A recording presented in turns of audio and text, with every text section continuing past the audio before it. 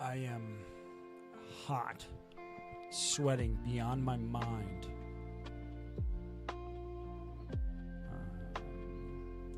Turn this thing on. Okay. We are live. I took a shower.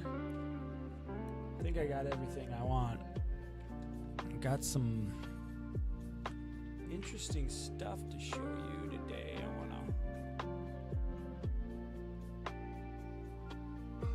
to take you through. I do want to grab one thing. I think that would help.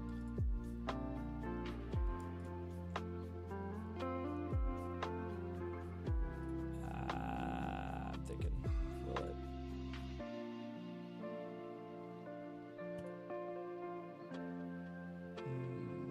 Yeah, I should grab it. Okay, BRB.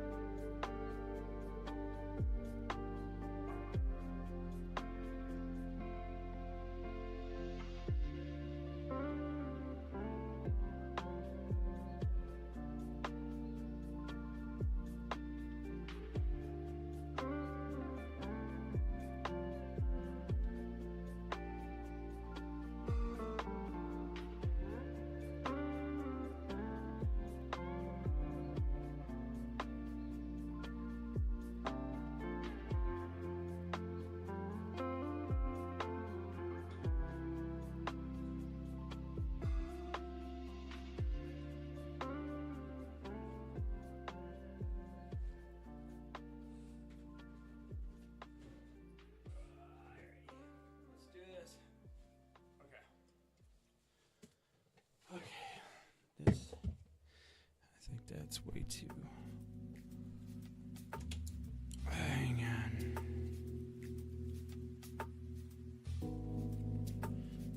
Check. Hello. Check.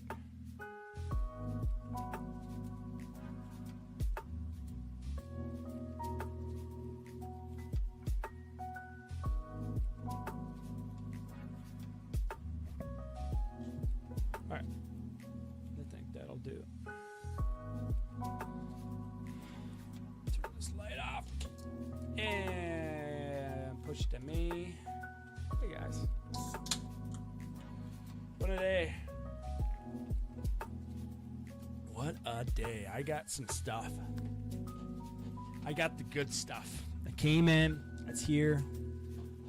I'm excited. I'm excited to show you guys what I got from the old Temu. You know it's good. You know it's good when it's from Temu, the good store. The store that's got it all. Don't forget about it. All right. I'm going to turn you down a little bit here and take you piece by piece. This is the week. This has been in the making for a while now. I have had a dream, and in this dream, I didn't really have, actually. It's been just something I've been made up. Anyways, it's been something I've been wanting to do for a long time, and guys, I did it. I finally sat down and got myself a printer, a 3D printer. Now you might be asking, why, Regan, why? Why do you need a 3D printer? Well, I'll tell you why. It's pretty obvious once you get down to it. I don't know, just for fun, I guess, just for the heck of it. You know how it is. You know, you gotta love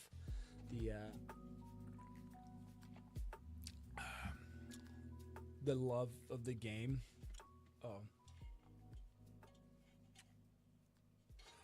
Anyways, so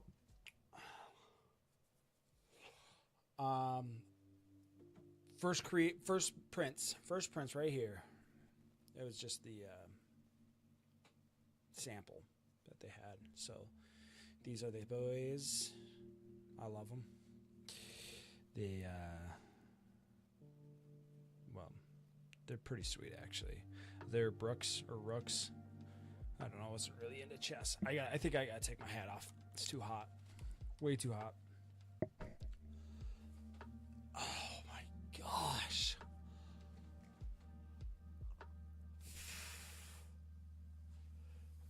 What is my CPU? Hang on, I gotta check to see how hot my CPU is. I'm at 31 degrees Celsius. Still pretty hot, but I mean, like, that's normal. Okay, well, yeah, so right now I got my samples, and these bad boys I haven't done anything with. They are just to look at and show people that, hey, I have a 3D printer, but this is kind of what I'm getting into, I guess. Right now I'm in a multi-build, kind of little figurine guy. Do I have pictures? No, I don't. Well, I guess I could go and grab it, but I don't really want to do that right now. But yeah, so that's numero uno, these bad boys. Then numeral doskis. Where'd they go? They're right here.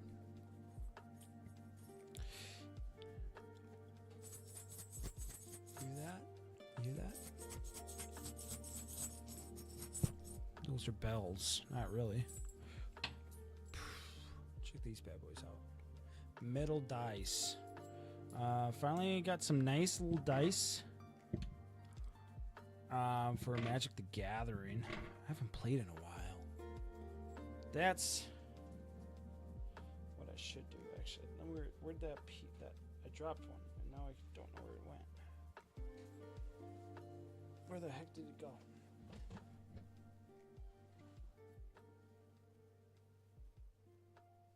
The heck?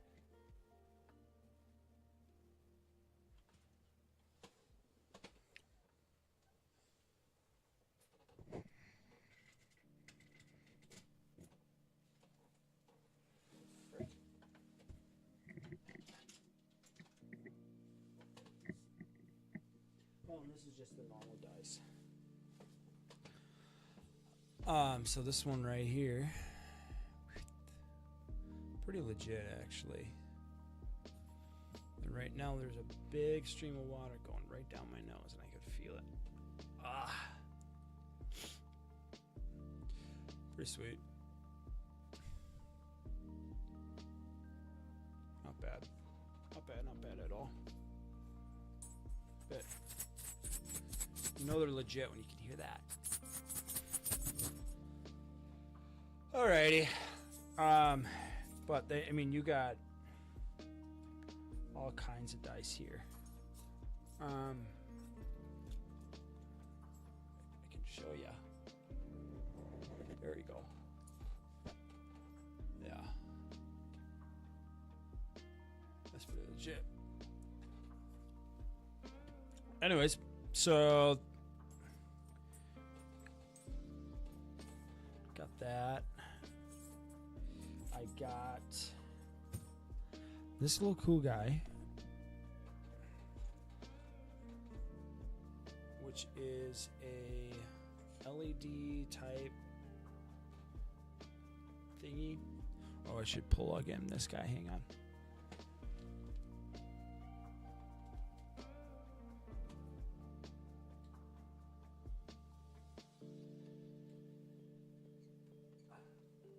I might have jumped it too fast for the stream, guys, but yeah, check that out. Pretty nice. I don't know where I'm going to put it. I mean, you got to charge it. It's USB-C. Mode speed. Check, check, check, check. What the heck? Interesting. So you're gonna have like it do weird things. Okay. Oh.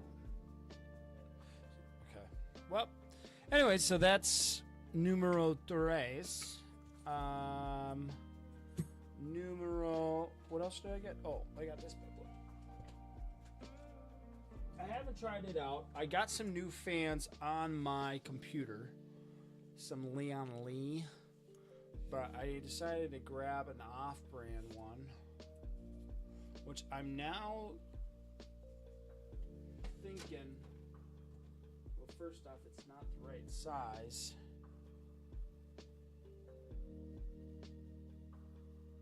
And this is our USB, and that's just like the interesting. Okay, well, we'll see what happens, I guess. But this is like the infinity mirror things. Did I take off the? No, I haven't taken off the mirrors. So they got like the mirrors there, the mirror in the front. And then hopefully the RGB crap. And then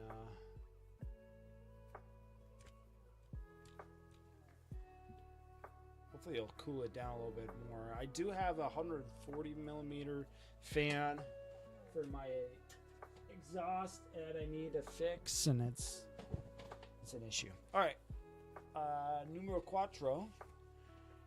I have taken this on a flight. This mini drone.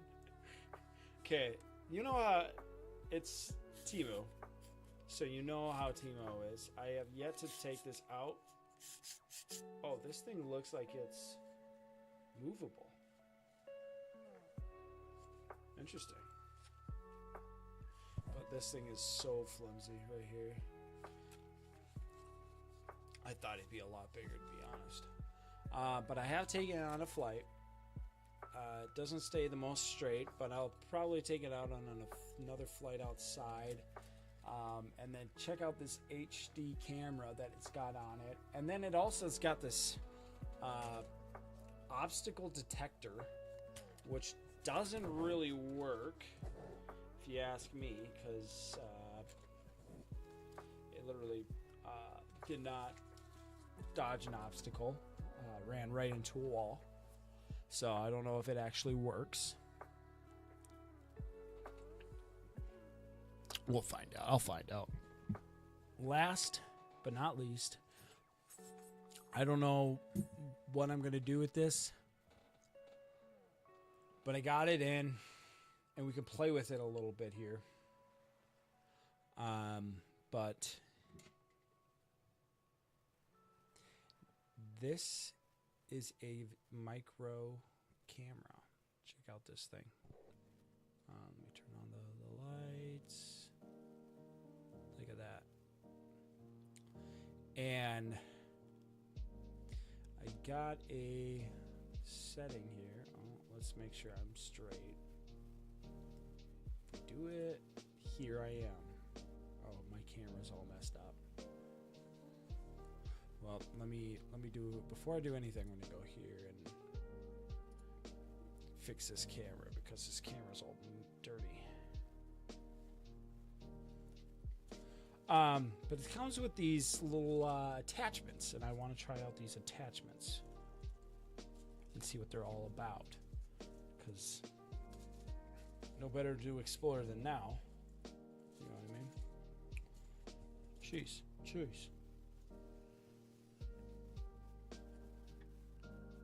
Don't know what you are. Didn't really come with instructions. That's the other thing about this thing. It didn't really come with what I'm supposed to do and how I'm supposed to deal with it. But we're gonna give it a shot. See how this goes. 'Cause why not?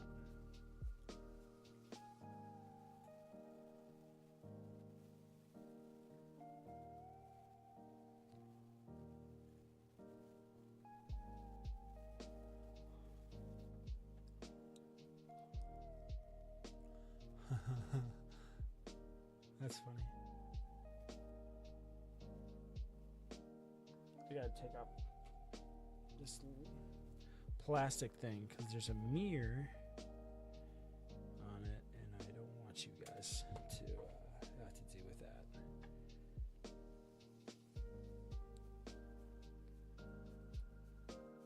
Come on.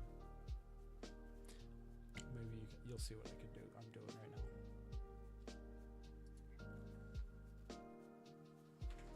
So here's supposed to be a mirror, and then let me turn the light a little bit here too.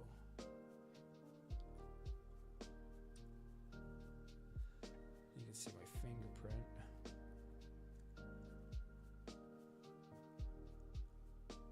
Okay, so you can see the live on air, but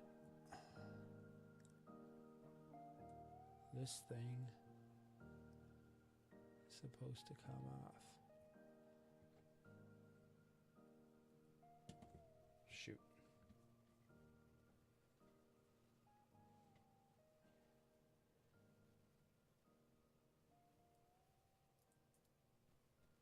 All right, got it. Here we go. This is what it looks like. Should have a straight shot.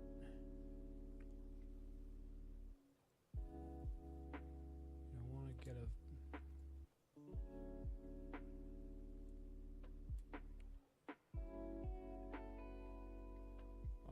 I think it's a twist.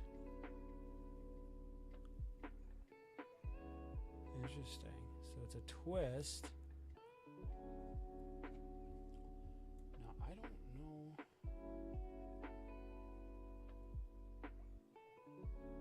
what the heck this thing is for them.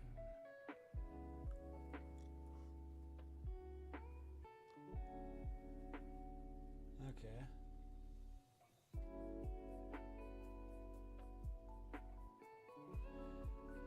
Will they get mad at me if I put this in my mouth? Oh, disgusting.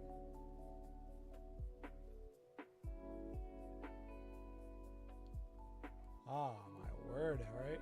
Top.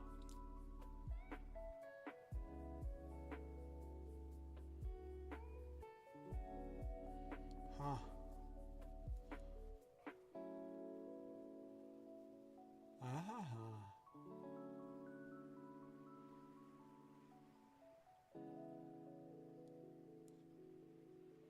Interesting. Man, who would have thought you're the top of your tongue? And that's what it's supposed to look like.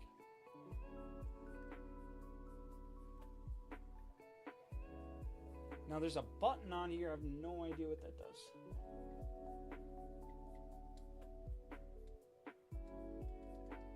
Maybe take a picture? Maybe that's what it's supposed to do when you connect it. Because you can connect this to your phone too. So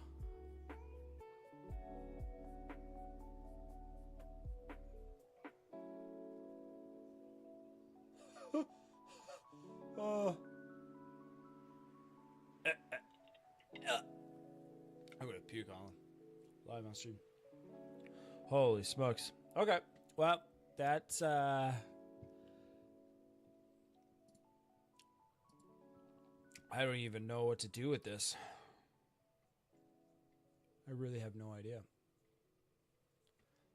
This could be used for so many things, dude.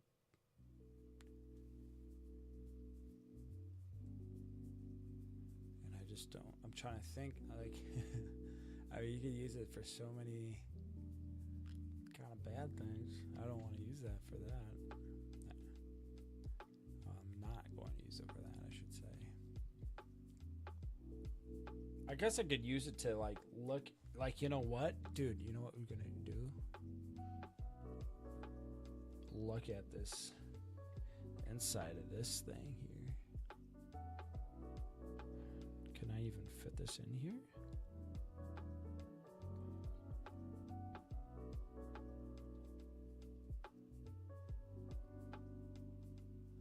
To look at the details. So this is the 3D print.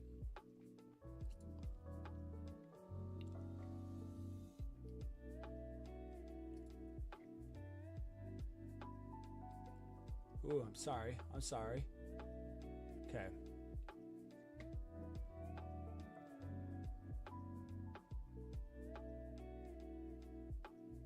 It's kind of gross.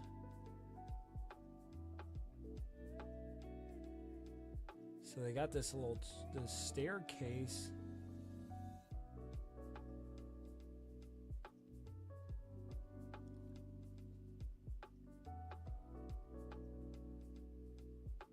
The bottom of the rook does not look clean at all. Let's go through here. How do doctors do this? This is ridiculous. If they ever had to do surgery and it's like trying to figure out how to handle which way do I turn? Sure, bottom. Huh.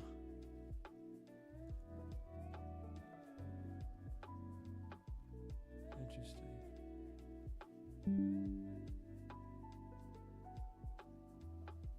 It's just a bunch of crap on the bottom of this thing. I mean, it shows out the real fine details. But, yeah,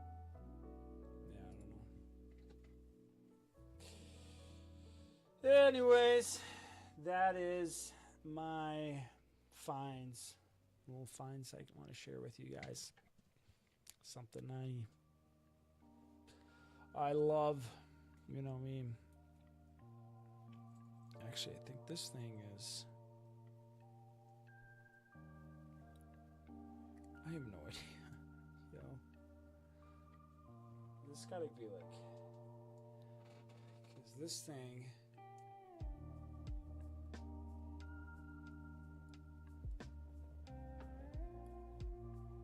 Whatever that is...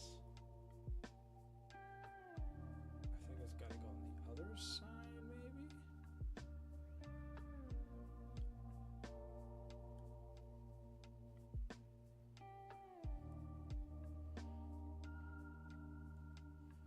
I have no idea. Let's maybe let me pull it up.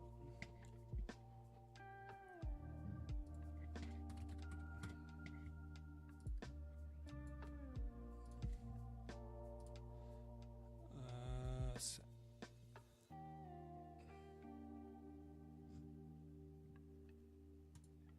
right here. Okay, let's pull the thing in. Oh, frick. I don't have my screen. Hang on, let me make a scene real quick.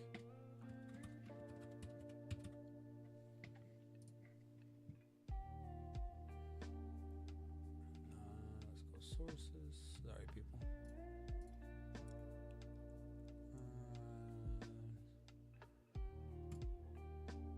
There.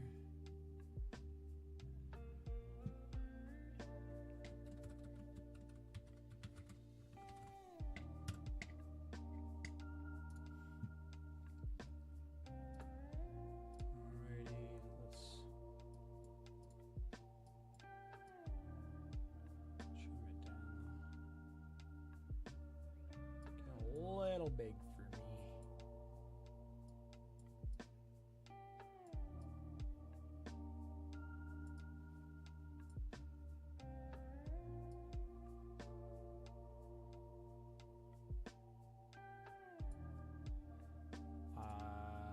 Let's lock that.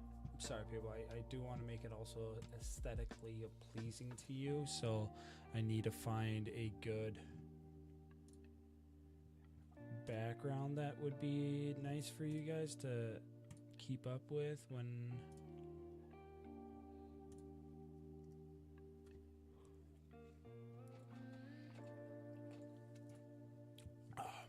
no.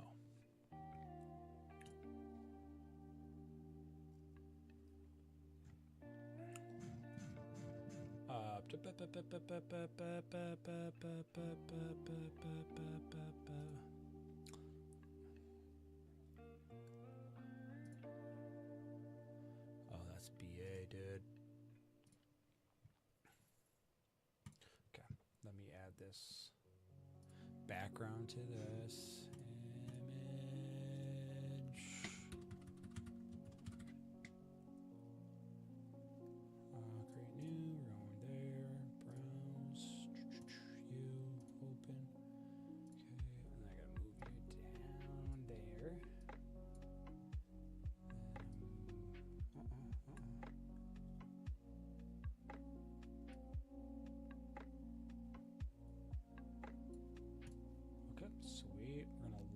you. Back here, unlock you. And then unlock you. And then we're gonna add a scene. Sorry, guys.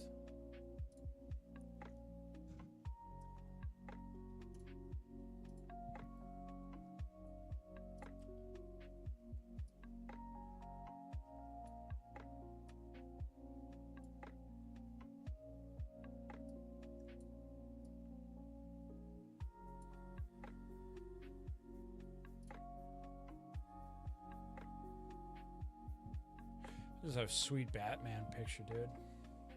Jesus, sweet. Oh, man.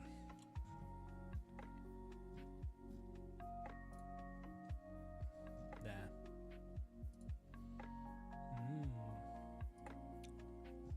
Nah.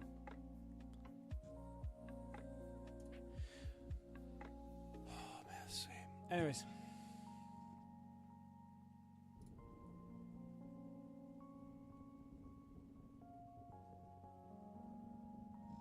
I kind of like the animated ones, like these.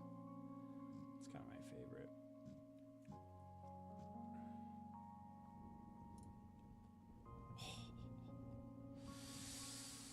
Oh man, can't get enough. So sweet. Anyways, so this is what I got. Well, I think it is this one.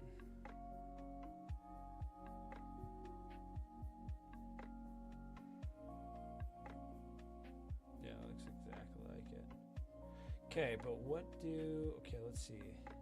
Oh, I see. Okay, so this has a magnet on it. So you take the thingy. So it's supposed to be a little handy thing. Oh, that's super nice. So if you lose something down a crack and you're like, oh no, I lost something. Oh, dude, going down like the sink? Frick yeah. So you take this, you go, oh, I need something. Oh, help. Frick yeah, dude.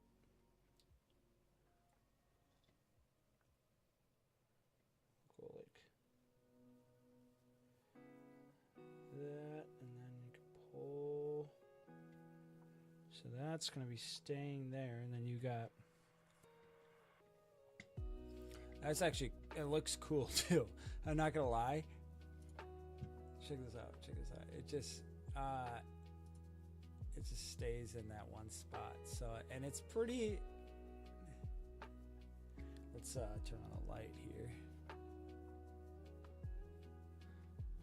Like it's.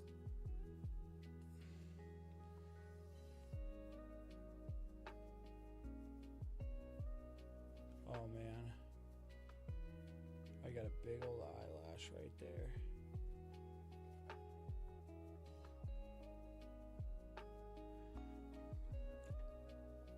Or you got a hook on it, dude. Jeez, this thing's sweet. All right.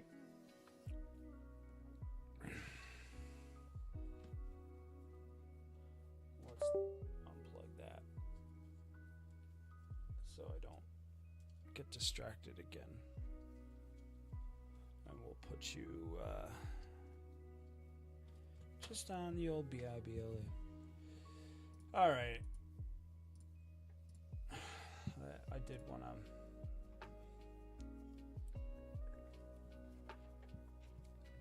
Yeah, so these were free, and then I just had to buy these two things. I was like, get 5 things out of it.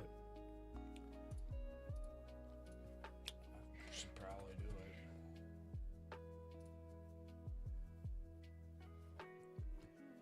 Oh, wait, hang on. Let's see this. The Creator Classic.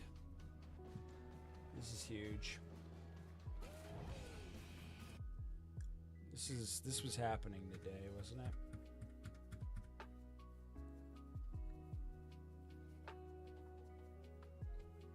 You got the boys from Dude Perfect up. Do they have anybody speaking right now? I am not hearing anybody.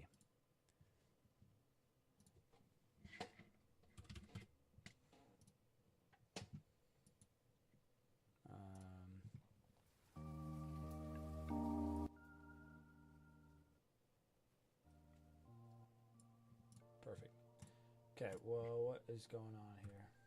East Lake players on the PGA Tour will tee it up here here to we go. close out the season. But today, the spotlight is on some of the biggest golf content creators in the world. Dude, well, I guess they're, yeah, makes sense. The PGA Tour is proud to present live coverage of the Creator Classic presented by... Welcome to Atlanta. A long history of golf and sports, and today we will be adding a new chapter to that. I'm just going to say this announcer could be a little bit better.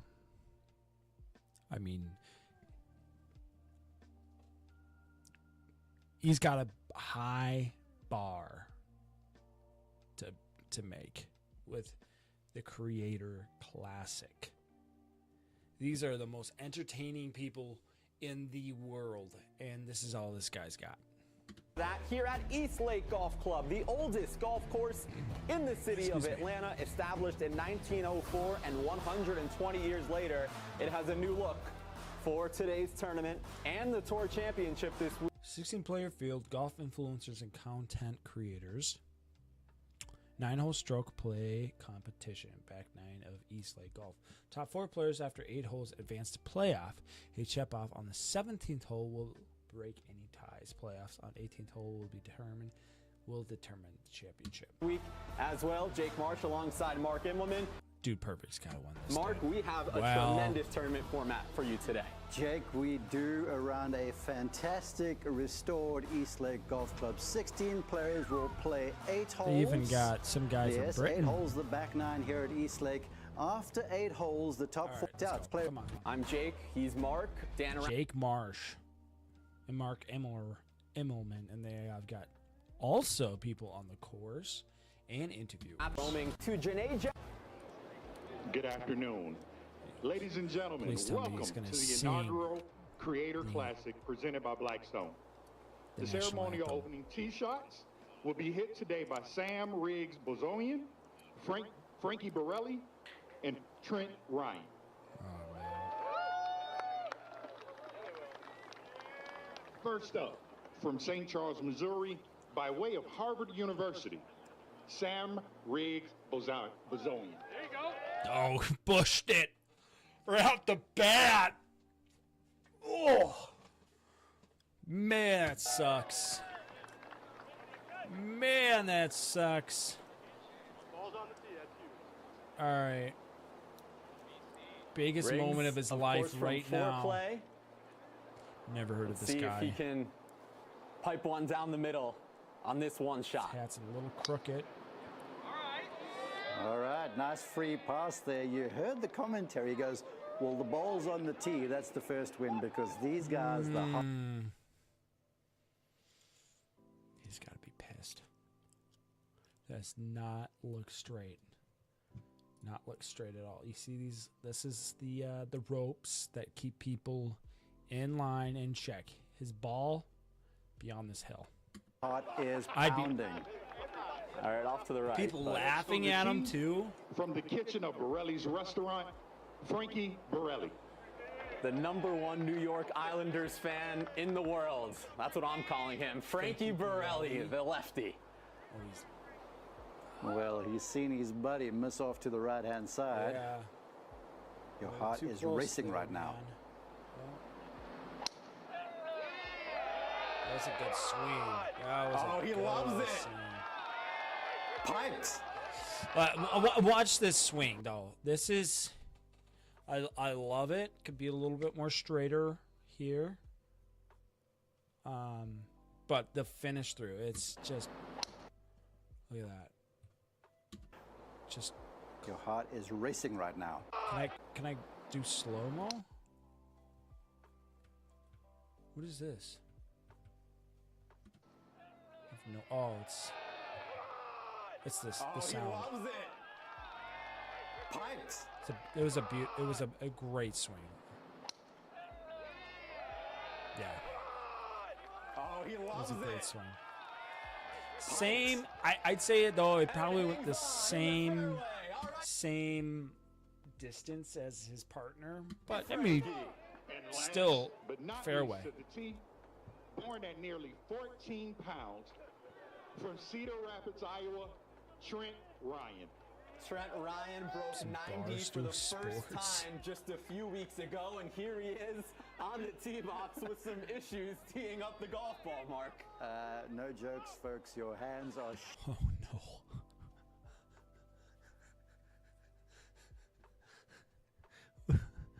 Who is this guy? shaking. He's like, I need help. Frankie's going to assist. Oh, man. Trent pumping up the crowd. Far is way to the right on the between the tee box, and I don't know where this hole. It looks like it curves to the right a little bit. I don't know what he's thinking here. Maybe he pulls to the left. Nice. No, it's Similar spot as Riggs. Creator Classic is underway.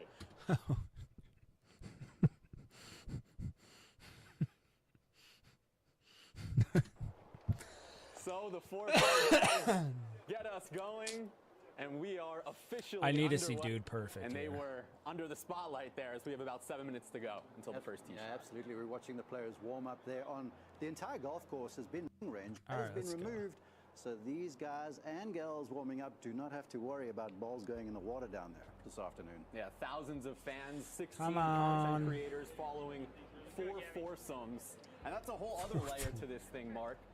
These guys and girls playing all And in the field is shortest. Each hole Here cap we rate go. or with the pros. Adjusting scores, Yard Pro.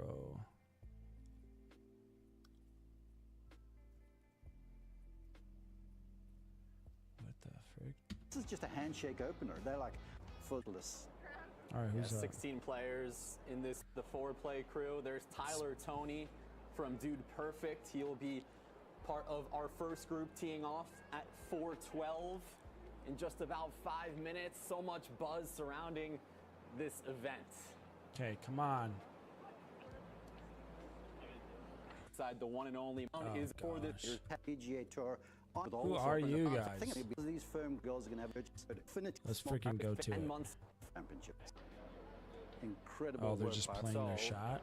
There's Gabby Golf Girl, just 16 years old. Her dad is her caddy today. Yeah, her dad was her first coach, and this is an impressive young lady. Onto the further investigation, she shot 64, broke a record in a high school golf tournament last season. Is Palm it Beach, Florida. all She'll the be playing Dude with Tyler Perfect Toney people from are Dude here, or Perfect, just and the Tyler? only one in. right, but All right, come on now. How do you feel about go say that for the bell to go. How long does it take? Yeah, 6. Oh, here we go. South Carolina. Bryant? Oh, they got Our first intros. Wesley Bryan, Columbia, South Carolina. Our first foursome. Here we go. Wesley Bryan, Columbia, South Carolina. My handicap is my T-ball. My name is George Bryan, Aiken, South Carolina, handicap +6. My name is Tyler Toney from Dude Perfect, hometown Prosper, Texas. Handicap is a 3. I'm Gabrielle DeGasperis, also known as Gabby Golf Girl from Palm Beach Gardens, Florida, and my handicap is a 1.6. Man, a +6 handicap. Scotty Scheffler said earlier this week that he was a +7. It's nearly straight up between them two, huh? I think Scotty would happily take that game. George has got skills, but Scotty is Scotty, right? All right, back to the 10th tee box, where our first foursome is ready to roll. This is something I've always wondered. What is your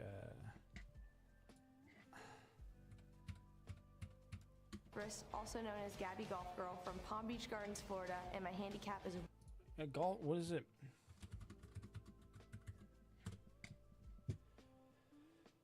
Golf is skill level and how many strokes they're expected to take above or below a course's par score. Oh.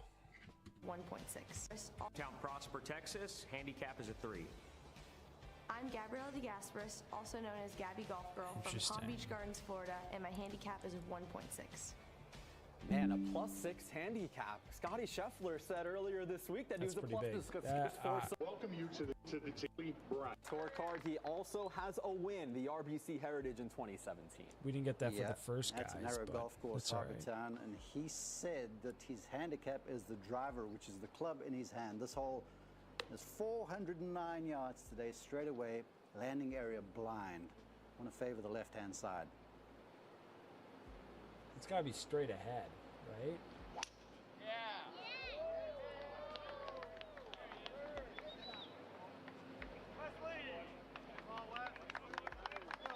Jeez, that guy freaking hit it compared to the South Carolina, Brian Bros. Oh, George Bryant.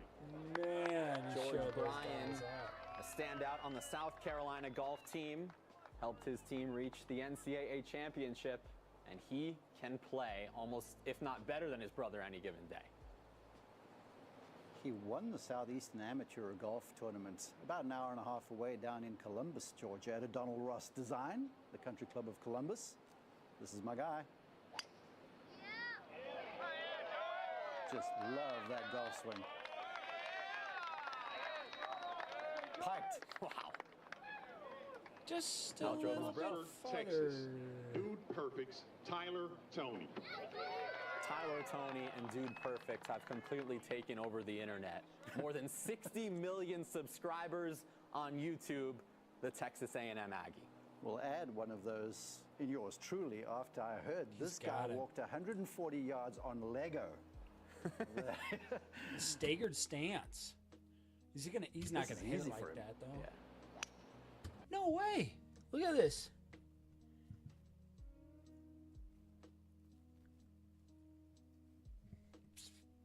Hey, I'm no golfer, but that just looks different. That looks wrong.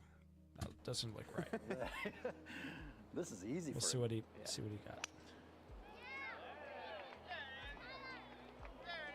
Oh, nobody liked it. And from West Palm Beach, the right. Florida, Gabby Golf Girl. Gabby Golf Girl, as we mentioned, just 16 years old with her dad, Ron, on the bag. He has been coaching Gabby since she was a kid.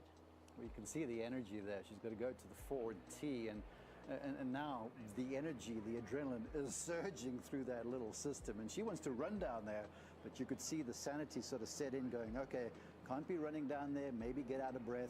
Let's just take my time. Let's own my moments, because this is kind of a tone setter for the day, this tee shot. Yeah, no doubt. She's collabed with a handful of notable golfers earlier this year with the one and only Nelly Corda.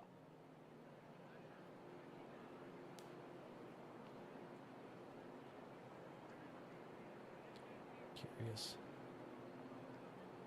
She did all that running. Better be worth it. She got that front foot right up on the golf ball. That's usually what I do. Sounded nice. That was a nice pass with a club twirl.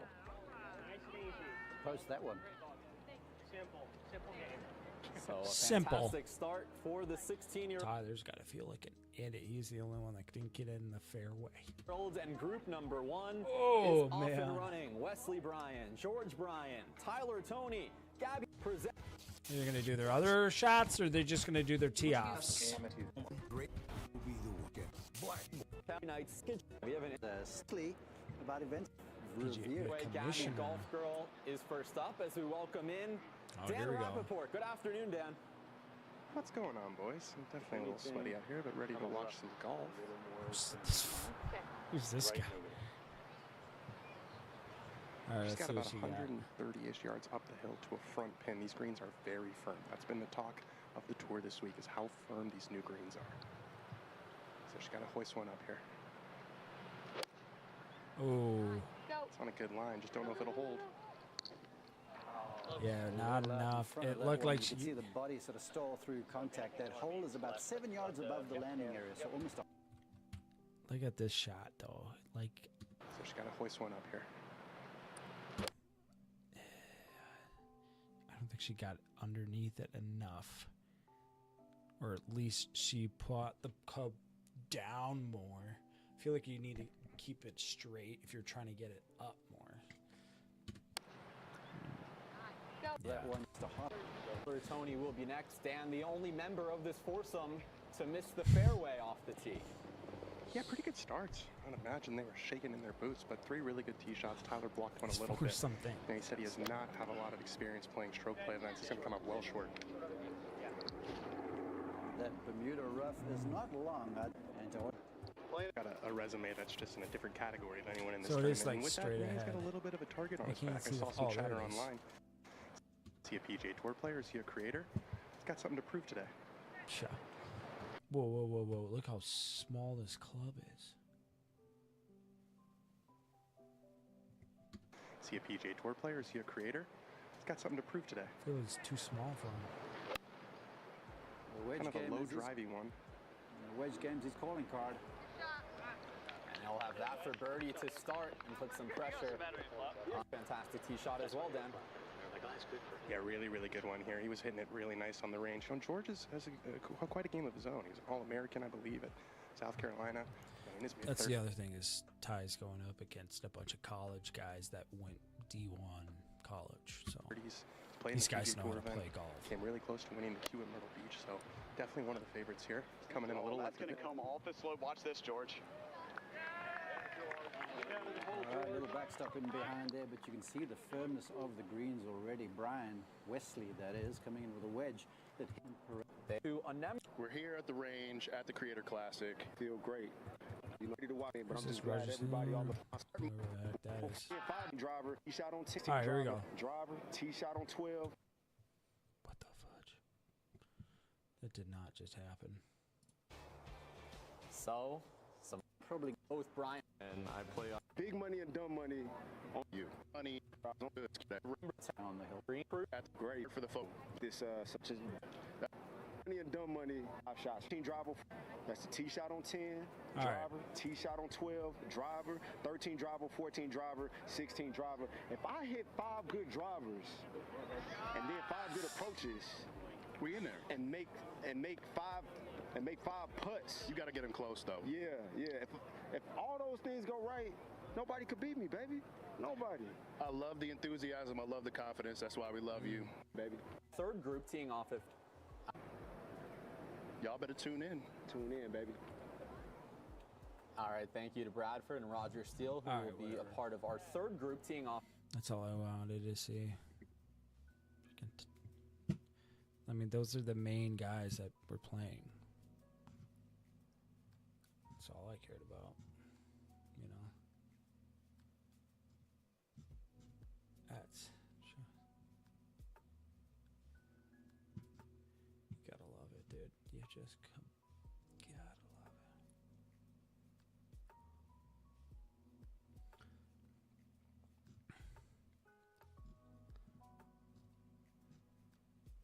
Stop. Is there a let's look at the trending.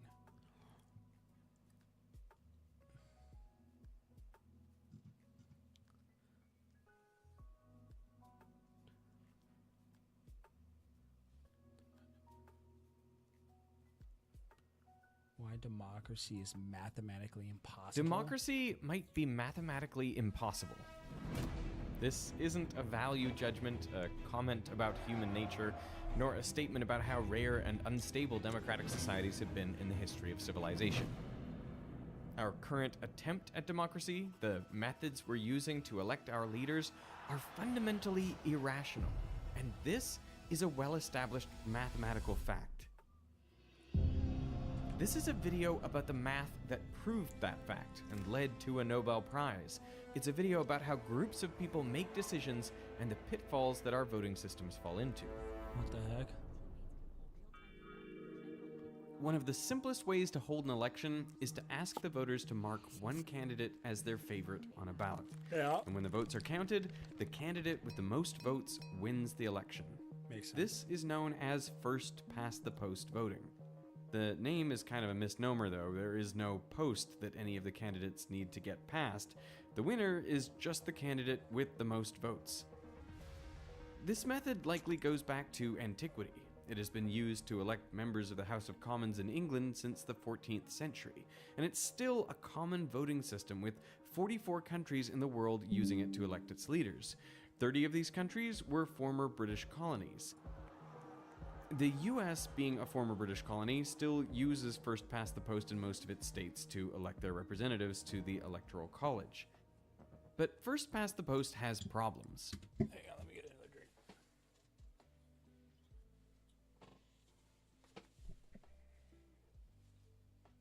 Actually, just stay there, okay? You don't need to do anything. Just lay there, have a good time. Okay? That's all you're supposed to do. Golly.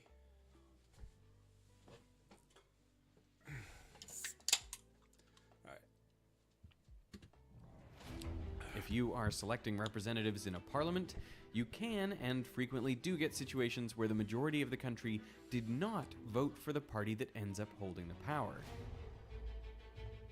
In the last 100 years, there were 21 times a single party held a majority of the seats in the British Parliament, but only 2 of those times did the majority of the voters actually vote for that party. So a party which only a minority of the people voted for ends up holding all of I don't know about this one, guys.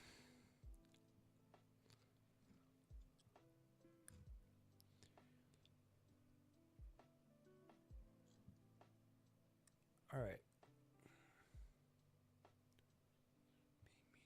Being mean to me. My crush's sister being mean to me prank. I don't know about that. I tried Cuphead's hardest challenge. What the frick is this? 2025 Inflation Reduction Act and Medicare Part D. Before you buy. Star Wars Outlaws before you buy. Not sure if I want to buy that one. Let's check this out. Bobby, you've been accused of plagiarizing your master's thesis. If you are found guilty, you will have to forgo the football season. I've done that. I did it. Season.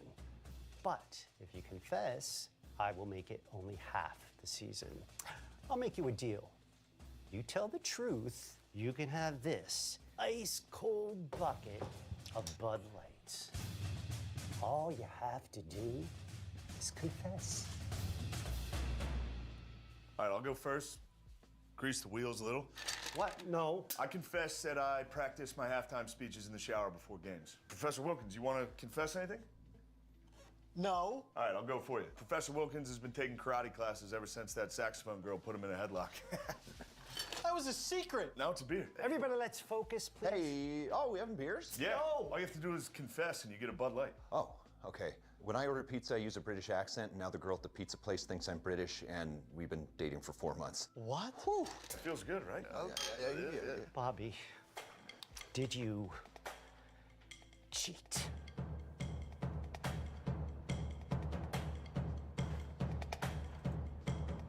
What's going on? All right, I admit I'm afraid of horses. Okay. Let's see what this. Wow, I just built the most amazing workflow on Monday.com. You build your own workflow? Why? Marvel is paying upwards of $100 million to bring Robert Downey Jr. back in Avengers Doomsday, and the news has lit the internet on fire. But the question on my mind is, was it worth it? Well, we did the research and crunched the numbers, Was and it? the answer is gonna surprise you. I But bet. Not for the reason you might think. Okay, I'm there. Yeah, you Hello, hooked me. Internet. Welcome to Film Theory, the show Okay. that wants its own cool mask. Can we make that happen? Is that a thing we can do? It's no secret Maybe. that Marvel's in a bit of a lull right now. Tragedy struck and took one of their rising stars. COVID and the strike shut down the entire industry, and they had several underwhelming movies and disappointing Disney can we Plus not- shows let's- back to back. let's not talk Even about Deadpool that. wasn't shy about making fun of them for this. Welcome to the MCU, by the way. You're joining at a bit of a low point. And just looking at our own numbers internally, Marvel content just doesn't perform like it used to. There was a time where we counted on MCU predictions and analysis as a backbone for our channel, but now I love Marvel and covering their movies, but we have to pick and choose. I really hope in some way, in some form, Marvel does crash and DC takes its place. We need a free market here. This is what I'm talking about. We need a free market so that Marvel realizes, okay, we can't make crap anymore. And DC realizes we don't want to make crap anymore like we used to. And so they both just start making good money. Or not good money, well, they should be, but good movies. And everyone's benefiting off of it. We're benefiting off of it because we're getting great content. They're benefiting off of it because they're getting our money. And then they're competing with each other. You know, you don't want a monopoly where you're just competing against yourself. That's just boring. You want new ideas. This brings so much more creativity to the world. So I think choose our battles that's because Marvel burned a lot of their trust that's what I've always with their said. Audience. I actually wasn't planning on doing anything related to Comic-Con until I saw the news of Downey's astronomical payday, but this is just too big for Marvel and Disney and the film industry at large. Well, when you were the face of Marvel, you kind of deserve it. If it's 100 million, I have no idea what they're paying him, but if it's 100 million, he deserves it. He deserves way more than that, to be honest. I'm surprised he went so low. The man created the Marvel Universe. He is the stepping stone for the whole thing. I am Iron Man. The man is a legend and forever will be. When he dies, people will be crying at his funeral. There will be a ginormous funeral that everybody's going to attend, and it's going to be sad. We had to cover it. Yeah, in hopes of pulling an Uno reverse card to turn their fortunes around, continuing the momentum from Deadpool and Wolverine, Marvel announced that they're replacing... Going to see it tomorrow again at my favorite movie theater. You guessed it. Alamo. They're back, baby! Okay. Kang the Conqueror as the main villain for their next Avengers movies with the iconic Dr. Doom, played by Iron Man himself, the one and only Robert Downey Jr. And my initial thoughts are, Wait. Kang the Conqueror as the main villain for the next Avengers movie? From Deadpool and Wolverine, Marvel announced that they're replacing Kang the Conqueror as the main villain for their next Avengers movies with the iconic Dr. Doom. Okay, that makes sense, though. After what that actor freaking pulled, they cannot be doing this stuff anymore. And I think they just got to forget about these last few years. They got to throw it in the trash and move on. Played by Iron Man himself, the one and only Robert Downey Jr. And my initial thoughts are, That certainly is a choice. I'd always thought that the clear and obvious pick was Cillian Murphy, and this certainly seems like Feige asked for the guy from Oppenheimer and his assistant misunderstood him. Let's face it, this is not the worst thing you've caught me doing. Regardless, this is a bold choice for Marvel and Disney, especially considering... Not a bold choice. I think this is a great choice. You know how many people are going to be coming back? I think Marvel realized that they screwed up big time. There's no doubt about that they've screwed up big time. They've made some crap movies after phase 3 or phase whatever, 4. And now they got to come back and change it and be on top again. They need to get on top again. And no better way than to bring the man that held it all together. The main man, RBJ. Just how many dump trucks of money they must have backed into RDJ's driveway to make this happen. Reports are saying that it is significantly more than $80 million, just for one guy for 2 movies. So that leads me to the obvious question.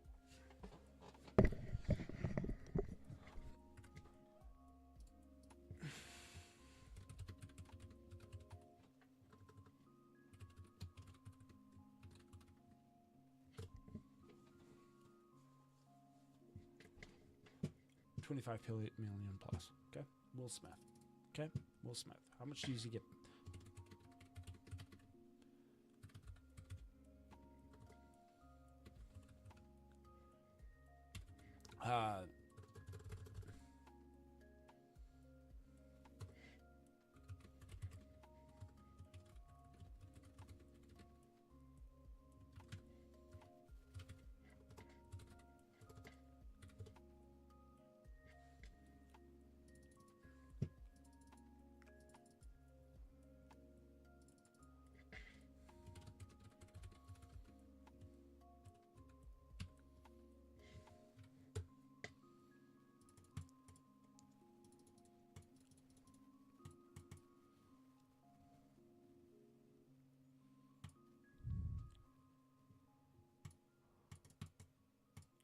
Well, I don't want to see this.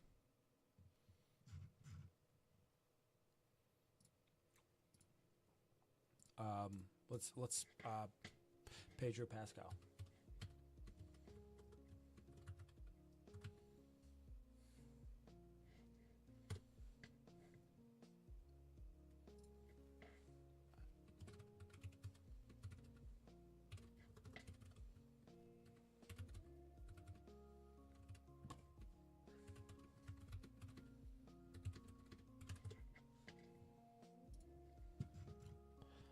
Nah, his net worth. Well,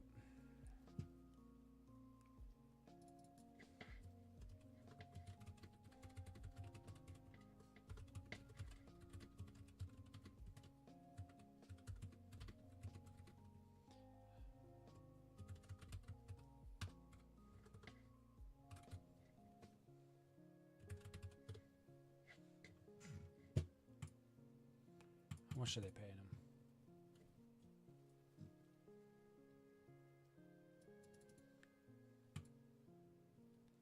Made 600,000 per each episode.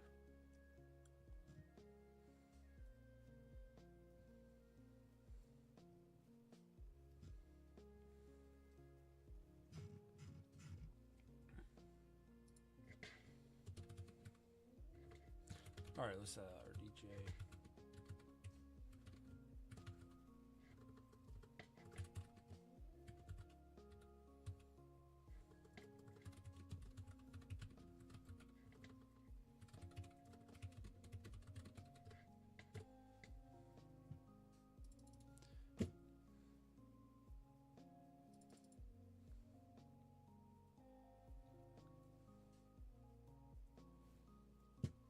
Okay, between the course of 4 Avengers movies, he made between 500 million and 600 million. That's 4. He's doing 2 movies here, guys. Just for one guy for 2 movies. 80 million.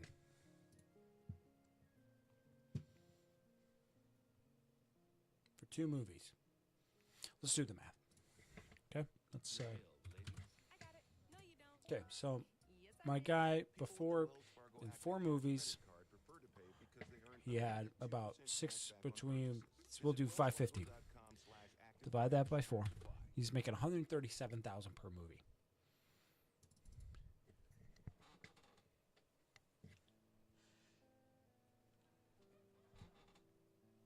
He's going to be the next Kang. Secret Wars, guys. Secret Wars. Do we understand?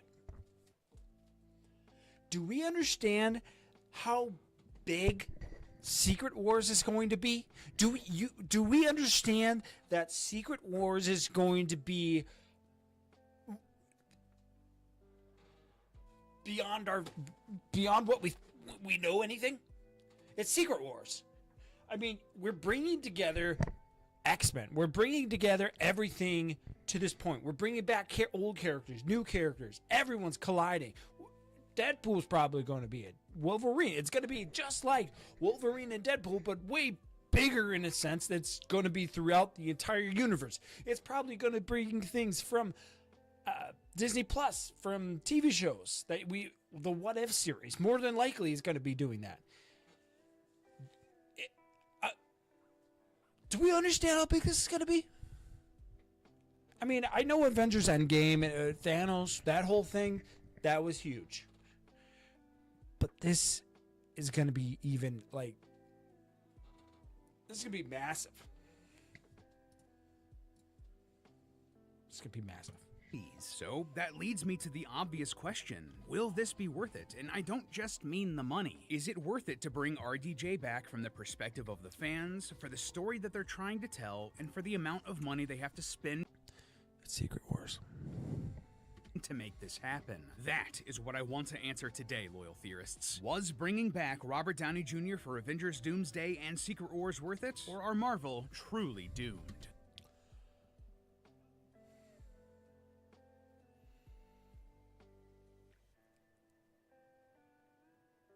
Suit up in your favorite armor and throw on your cloaks, chat.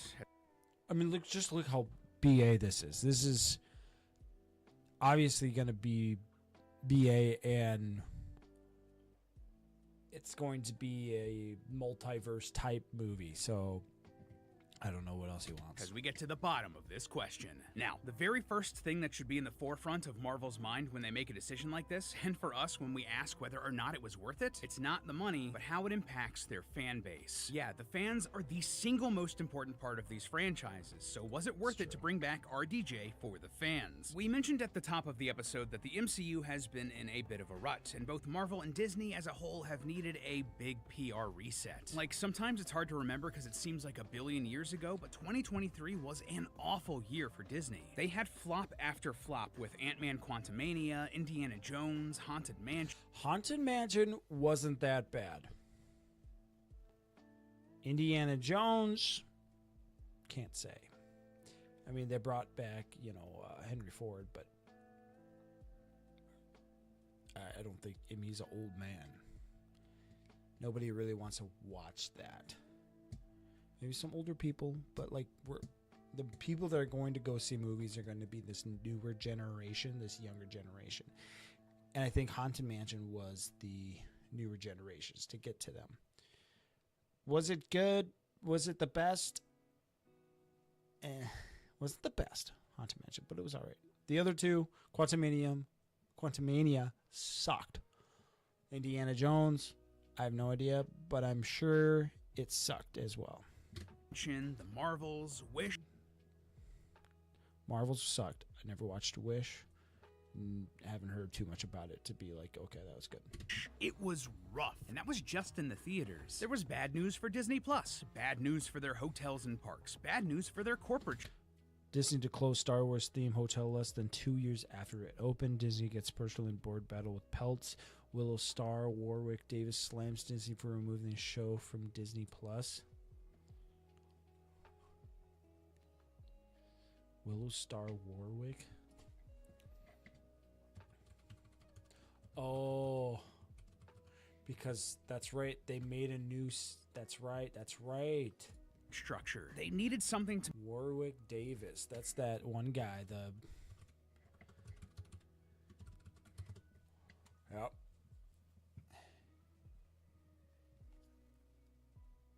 And he did a whole new.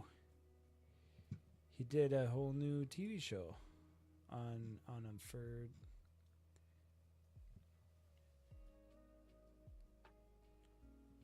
tragic story that comes next. Warwick Davis and his ancestors.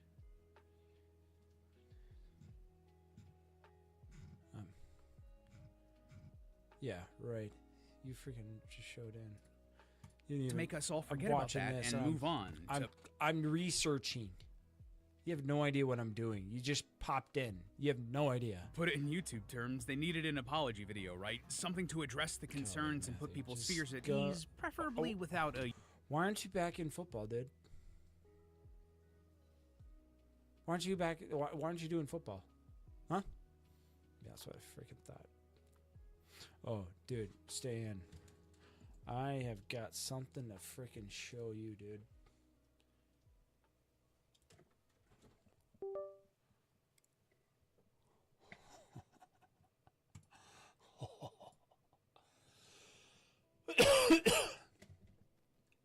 Just keep freaking watching, dude.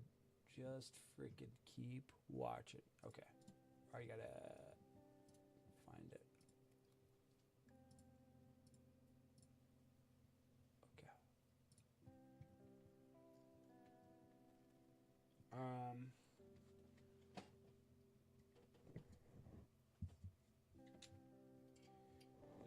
It's 9:22. No, it's 9:20. Loser. Dude. Okay, check out what I got from, since you missed like the whole stream so far. But check this out. You might be wondering, what the heck is that, Regan? Why do you have this thing on?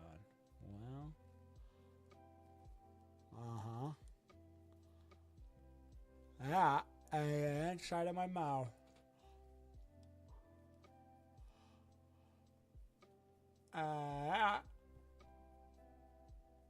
Is my broken tooth.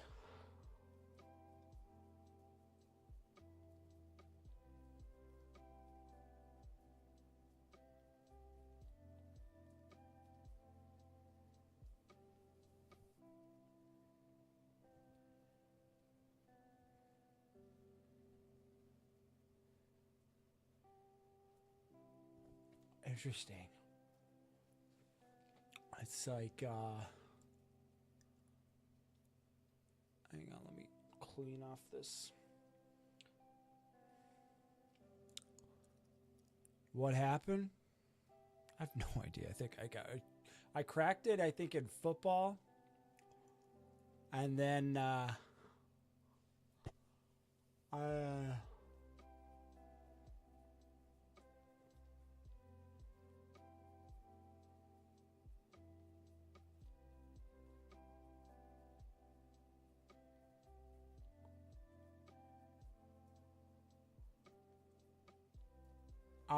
I want to get in deeper inside of that, dude. I need to get closer. But yeah, dude, I got this thing. Uh-huh. Uh-uh.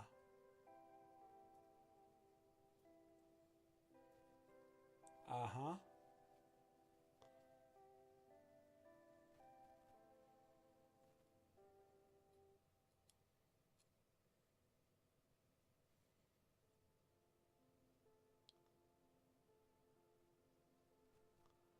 And that's what the inside of my mouth looks like, yo. Check this out.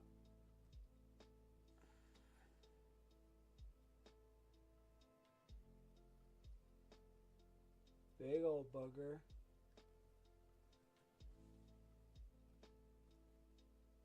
Should I keep going? Huh.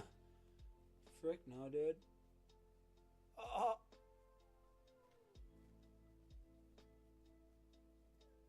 Oh. Oh. Okay, that one hurt. That one hurt. That one hurt. Oh my gosh, that hurt. All right. Second part. Here we go. To the ear, dude. To the friggin' ear.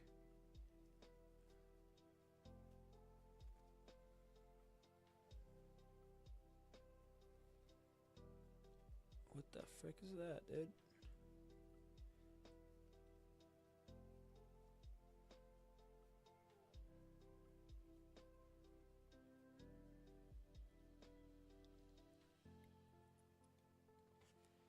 Ugh.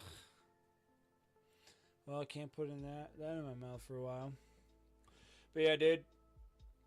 Friggin' pick this bad boy up at the old Temu, man. Frick yeah, dude. Just you wait till you see what else I got. Check this out, dude.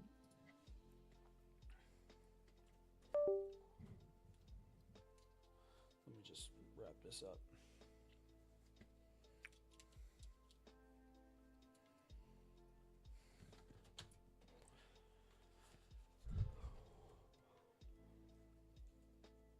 Check this out. Nice little sound bar. Yes. That picks up sound.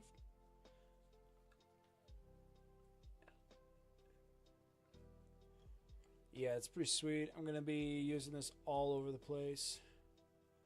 This thing's gonna be so freaking sweet, dude. Next thing up.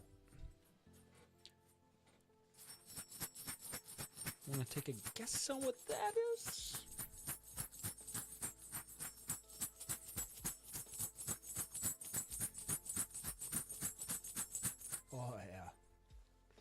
Oh, yeah, dude.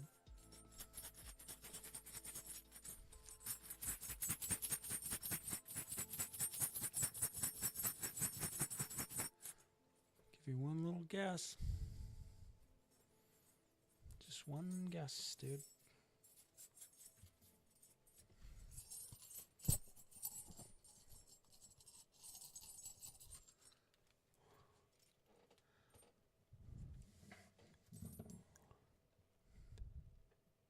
Close. So freaking close.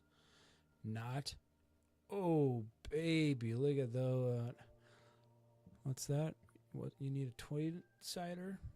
Oh, baby. Look at that. What's that? You need a little, what is this, an 8 die? Ooh, yeah. So good. Oh, what's that? You need a little 12 die? Got it. Boom. Oh, what's that? You need a little 60 8, whatever this one is.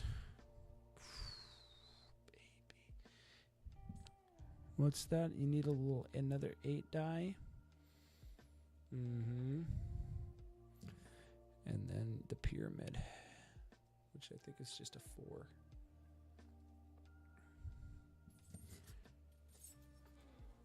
All there. Yeah, dude. Yeah. I'll show you what else I got. That's not it, dude. I'm not done. I'm not freaking done showing you my freaking crap I got. What else did I get? I forgot.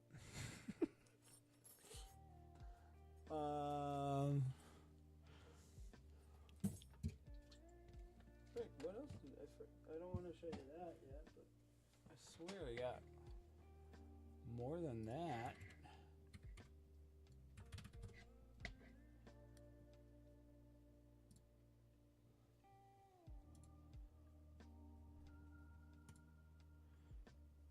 I swear I got like 5 items. 1, 2, 3. There's 4. Let me go to my orders. Oh, that's right. It's down here. I got a nice little infinity fan here thingy. So this will come off, and then these guys will come off. Be kind of a mirror there. I don't know. It matches with my other fans, but it's not the same brand. And then, oh baby, you're gonna love this.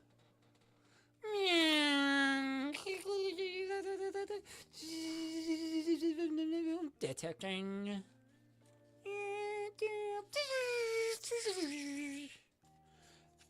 The cheapest drone that they could make with, check it out, an HD camera.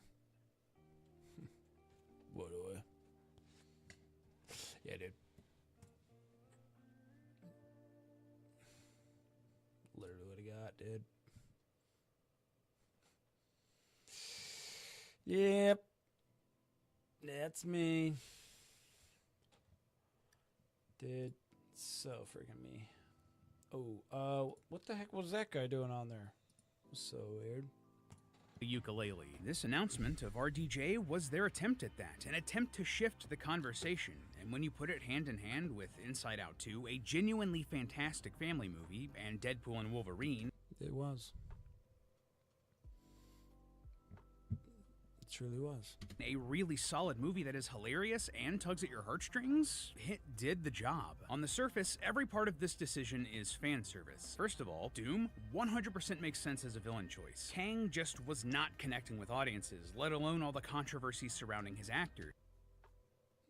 Like I said, it was a smart move by so a switch made sense, and there isn't a better choice than Dr. Doom. Doom is hands down one of Marvel's best villains, and consistently ranks in lists of the top 10 Marvel villains ever, and oftentimes he takes home the gold. He's just a great character. If you don't know, and you wouldn't if you've only seen Fantastic Four and Fanforstic, Doom is the ruler of his own kingdom, genuinely loves his people and his family, and is a master of science, art, magic, and technology. But he's also arrogant, with an ego and hubris that outshines even Tony Stark. He holds grudges and believes himself to be the best of the best, and ignores good advice just because it wasn't his idea. Like, he's the sort of dude who wants to take over the world because he sincerely thinks that he can make it a better place for everybody, if only he was in charge. He's also the main villain of Secret Wars.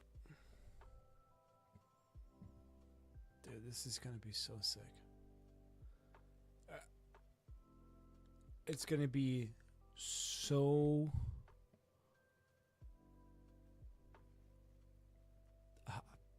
I don't know how they do it, but it's gonna be freaking sweet. The story that they're probably adapting in these new Avengers movies, so sure, slam... Avengers Doomsday is... Oh my gosh. Okay, yeah, dunk I'm here. ready, And dude. on top of all of that, fans loved Robert Downey Jr. as Tony Stark. If you want proof, one of my favorite things to do is go and watch audience reactions to big movies, and the cheer Downey got at the end of Endgame was insane in every video. Getting him back into the MCU was always going to be a big card that Marvel could play to renew interest with the fans, and on the surface, I think it was a good call. But if you dig just a little bit deeper, reactions to this news has been surprisingly mixed. Like, sure, the initial reaction was wildly positive. The room at Comic-Con went absolutely ballistic when they announced it. There's a subset of fans out there that love this news, and that's awesome for them. But there are others that don't. I'm pretty tapped into the filmmaking side of YouTube. It's just and live. Robert Downey Jr. has been more polarizing than I expected, with a lot of people whose opinions I really respect. Some people love the idea, like Dan Murrell and new rock stars. This could be the change, the shakeup that the MCU needs. Color me excited. He is perfect for this version of Doom. While others, like Jeremy Johns, are way more skeptical. But I can't help but see Marvel Studios bringing Robert Downey Jr. back into the MCU as them kind of admitting that they don't know how to fix it. And others, like Nando V Movies, are just confused. As for me, well... Of course. Welcome to YouTube.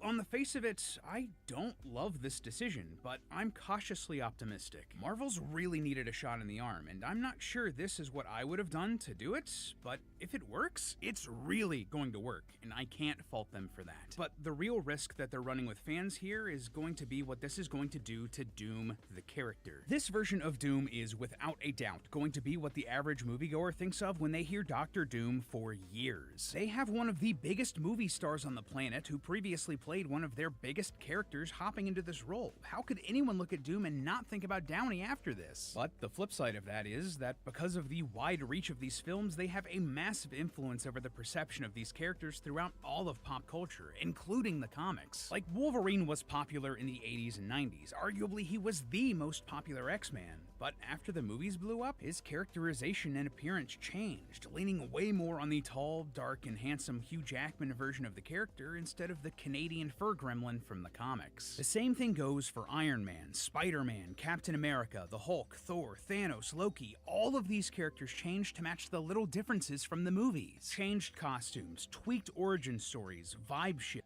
Yeah, because people liked it. But maybe the biggest example of the films influencing the comics here, though, is the Guardians of the Galaxy. In the comics, the version of the team that we all know with Peter Quill and Rocket and Groot and all of the others, they actually only got together in 2008 as a way to tackle cosmic threats before they became a huge problem. It was played pretty straight. The characters had uniforms, they were facing serious threats, that sort of thing. But after the MCU movie came out, all of a sudden the team looked identical to the movies, with the same members wearing the same costumes. They leaned more into fun on adventures and comedy and 80s nostalgia. For better or for worse, the MCU changed the Guardians of the Galaxy forever. So, if Downey plays Doom as a character way different from the one from the comics, something closer to Tony Stark than Victor Von Doom, that's going to truly change this character's perception by the mainstream, and hardcore fans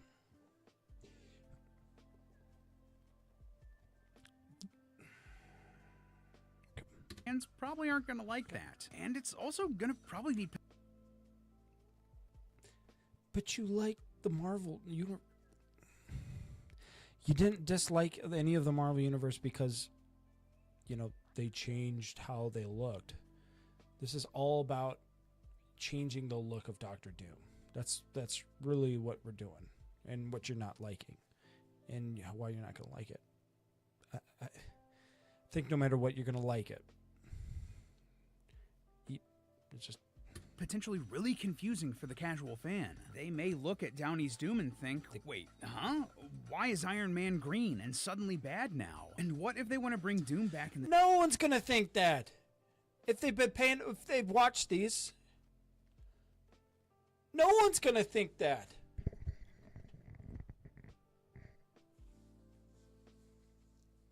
Do you think at the end games they're going to be like, huh? What? Thanos came back? I thought they killed that guy. Why is he going after the Infinity Gauntlet again? Huh? What? What's going on? No one's going to think that. In the future, with a different actor, I do not envy the job that they're going to have to do. That is just going to be an even bigger headache, unless they're comfortable shelling out $50 million or more for Downey every time he comes back for a movie, which is just not sustainable.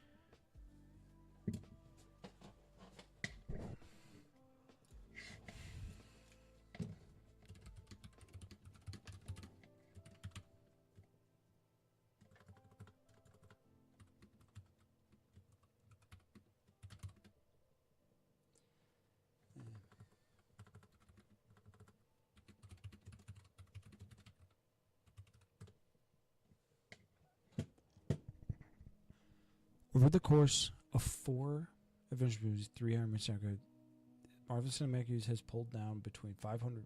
Oh wait. According to knowledge, Downey's. Oh no, it is Downey. Downey's by far the highest paid member of the Marvel Cinematic Universe, and has pulled down between 500 and 600 million over the course of 4 Avengers games. No. Let's see what this one's saying. He got 75 million for Infinity Wars Endgame.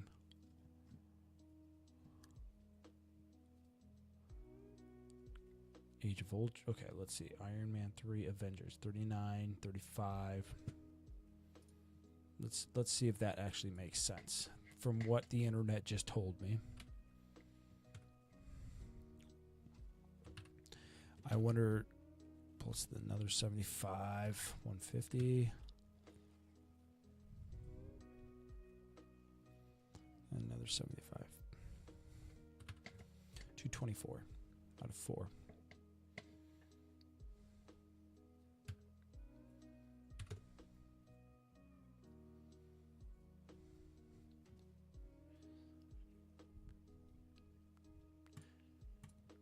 He's saying that they paid him, well, at the beginning of this thing, he was saying $100 million for the 2 movies. And then he says it's significantly more than $80 million for the 2 movies that they haven't signed.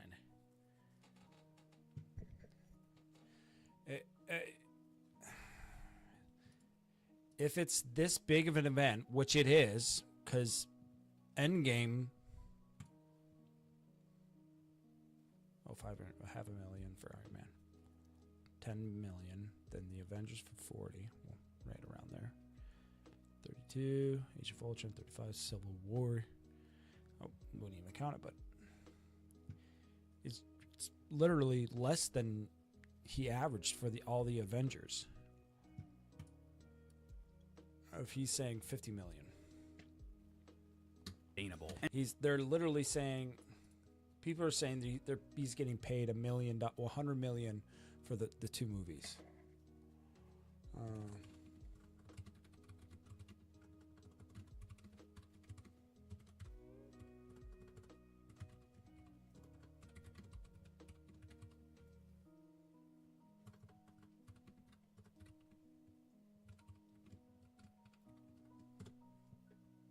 $100 million. However, Downey Jr.'s reported $100 million salary for the role has also sparked country as fans compare it to Oscar nominee Angela Bassett's rumored $350K for Black Panther. Oh gosh. Oh gosh. Who the heck is this lady?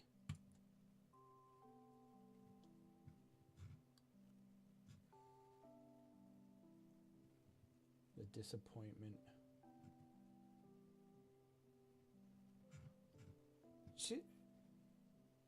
She was the mom. She was even barely in it.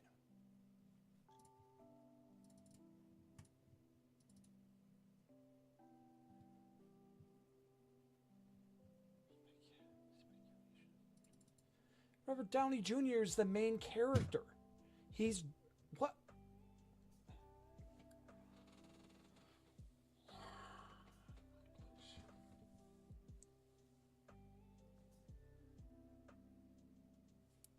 I mean, I'm whatever.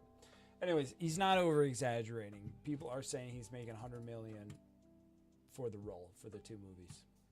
And so now, with all of that in mind, we have to ask, from the fans' perspective... Which, it makes sense. He's actually making less than what he averaged for the 4 Avenger movies.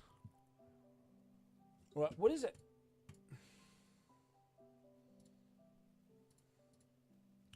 What is the average of all of this? Okay, let's average all of them.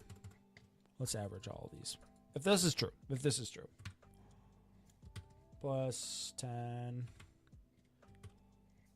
39, 32, 35, 63.75,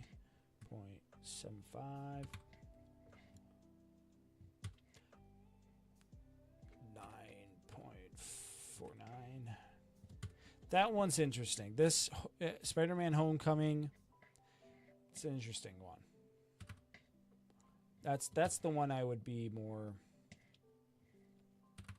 kind of, that's weird. 9. Right around 40 million. And that's over how many years? 20?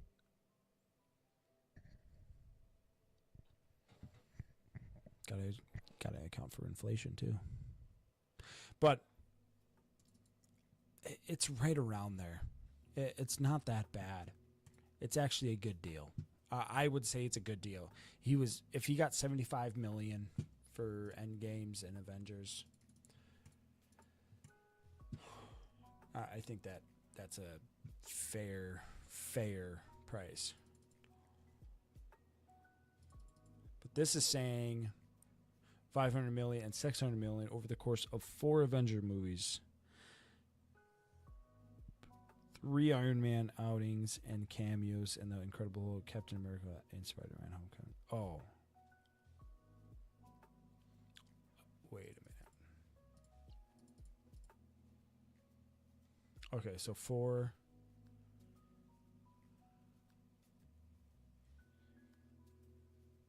$7 and cameos in the Incredible Captain. So they're saying in 7 movies? So over the course of 4 Avenger movies, 3 Iron Man outings and cameos in The Incredible Hulk, Captain America, Civil War, and Spider-Man. So that's 7.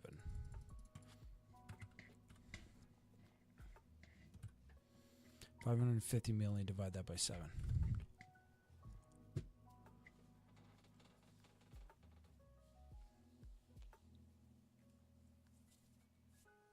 This is an easy deal. Even way. It's just that this guy is thinking $50 million is this incredible thing. I guess, though he is a villain, but it's not necessarily a villain.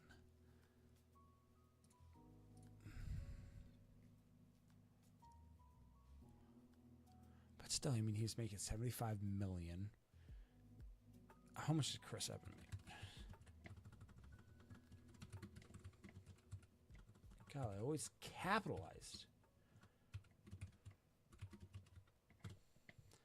75 million to 100 million from the MCU project as of 2023. The net worth of Corp 7 is approximately 110 million. Average, the Avengers star made over 30 million per year from the MCU work and 44 million from other projects. From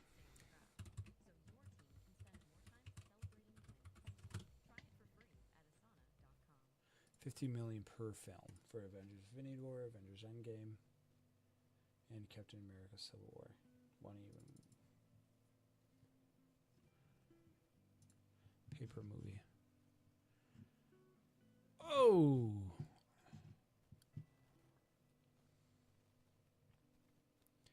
So Infinity War. They were expecting like 2 million to 3 million on the Avengers with bonuses. So yeah, from 300,000, but still not nearly as much as Chris would go on to make.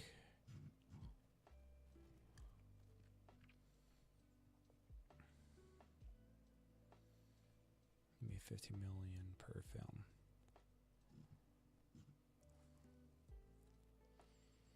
That just.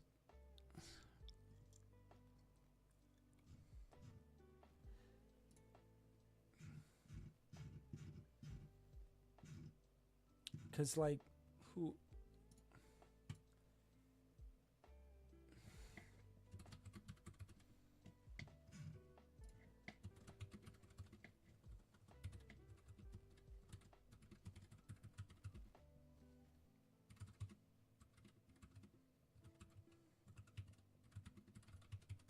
How much is this about? More than 50 million.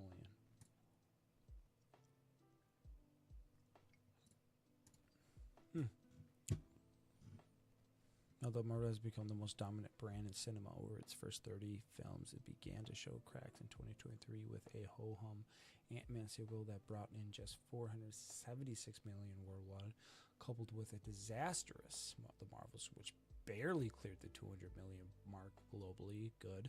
Adding to the angst of the Burbank lot, the entire future Avengers arc that intended on villain Kang had to be scrapped amid actor Jonathan Majors' legal trouble when parent company Disney cut ties with Major hours after he was convicted of assault and harassment stemming from. In short, director Dan Carlton exited Avengers Kang Dynasty. Marvel has started to regain its stride with box office success of this month's Deadpool, which sets a record for. Okay, well, my hopes are high. My hopes are high.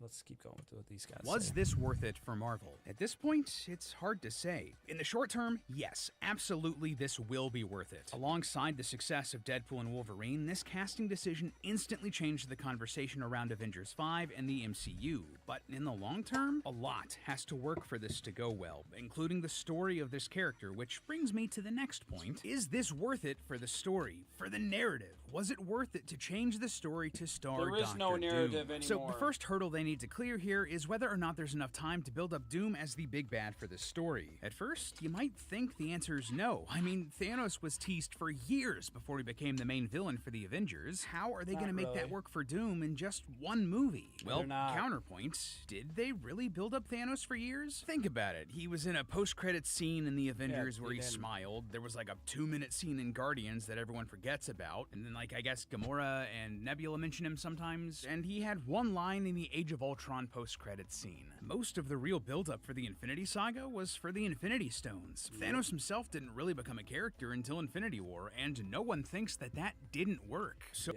I never knew anything about Thanos until Infinity War. Until literally when the Hulk was beating this guy up, and I thought, jeez. The freaking Hulk, he's beating up the Hulk? Yeah, it's true. That's true. Kang was trash. Doom is gonna be BA. He's gotta be BA though. Doom has gotta. I mean, if you looked at this, what he talked about here, let's go. I'll show you. About he kind of went in the story of Dr. Doom, which actually was I liked. music. Where are you? Here it goes. Yep, here we go. Here we go. Here we go. Here we go. Here we go. If you don't know, and you wouldn't if you've only seen Fantastic Four and I didn't know this. Four Stick, Doom is the ruler of his own kingdom, genuinely loves his people and his family, and is a master of science. Had no idea about that, and I hope that they really emphasis on this. Art, magic, and technology. Because they have to do a... Thanos was shown in post-credit scenes, Avengers 1. Yeah, but like nobody really cared. Like it wasn't the pivotal points. It wasn't like something that you really focus on. It was just kind of in the back of your mind. That Thanos. I didn't know anything about Thanos. I had never heard of him. Never really cared about him. And they would like talk about him in the post-credit scenes, but I didn't know anything. I wouldn't care about it. It wouldn't be something I put my mind to because A, I just didn't really care. And B, I was more worried about the movie that I just watched. But he's also arrogant, with an ego and hubris that outshines even Tony Stark. And that's the thing, too. If this is true, this fits perfectly with Tony Stark. And it's got to intertwine everything that we've learned about Marvel over the past few years, that the good side of Marvel. Marvel's got to scrap all the crap, keep all the good, and focus on what they do best. You wouldn't freaking know the comics, dude. He holds grudges and believes himself to be the best of the best, and ignores good advice just because it wasn't his idea. Like, he's the sort of dude who wants to take over the world because he sincerely thinks that he can make it a better place. And that's the thing about Tony Stark, is that he wanted to make the world a better place. He literally said that he wanted to put a shield around the whole earth. So there's going to be these what ifs situations with like we've seen in the TV series What If Tony Stark, or different multiverses. There's got to be a multiverse where Tony Stark becomes Doctor Doom, and that's what they're going to focus on. Then Doctor Doom's going to have to focus in on how he travels throughout the multiverse. He's smart enough to figure it out. Tony Stark already figured it out. Now he can do this, and he's going to try to rule all the multiverse. He's going to try to be like Loki. For everybody. Literally. And so Loki, he's going to try to kill Loki. Oh my gosh. I figured it out, dude. I freaking figured it out. He's going to try to kill Loki. He's not going to be able to kill Loki, but he's going to try to kill Loki. He's going to go about the TMA or whatever the ATV, whatever they're called. And then there's going to be so many people from different universes, multiverses. Miles Morales, there's going to be the X-Men. Everybody's coming back for this. Everyone's got to come back for Secret Wars. But the problem is,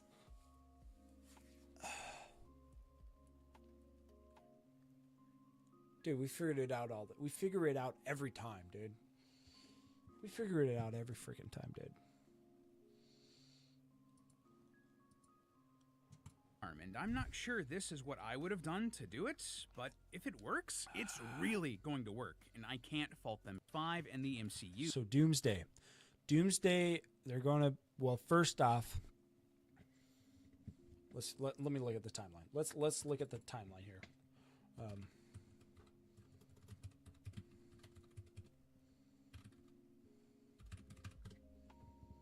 Okay, Thunderbolts 2025. Fantastic Four 2025.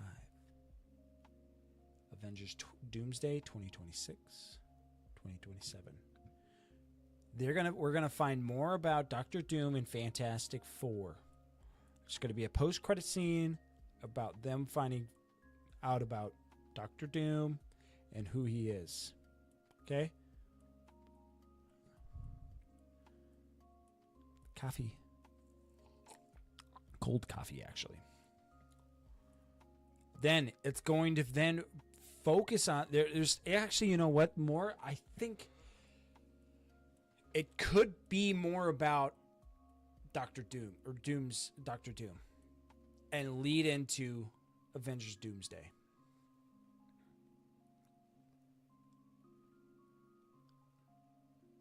Then from Doomsday, it's going to lead into Secret War.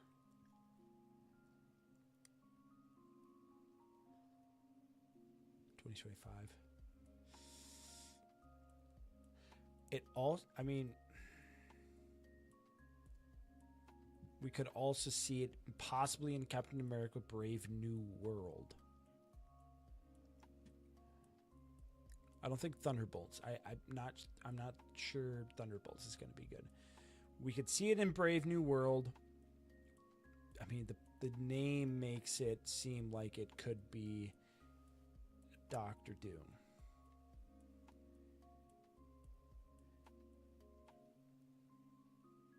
But Fantastic Four is more based in the 80s where they'd have to deal with Tony Stark's dad, Richard, and completely change the focus of Tony Stark's.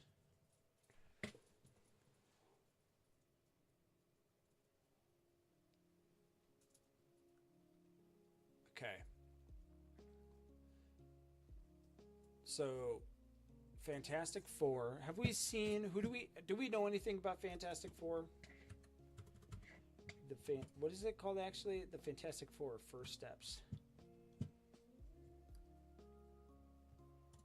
We don't have a trailer or anything like that. We just know it's going to be based more so kind of the original. I think Galactica? Dude, that's okay. So then after Doomsday, they have to go to Galactica. They gotta go to Galactica. But that's got to take a while. Okay, but I thought there was like there's no trailer. Okay, let's look at the cast. John Malkovich is in this. That could be big. That could be really big. Okay, Galactus is confirmed to be in here, it looks like.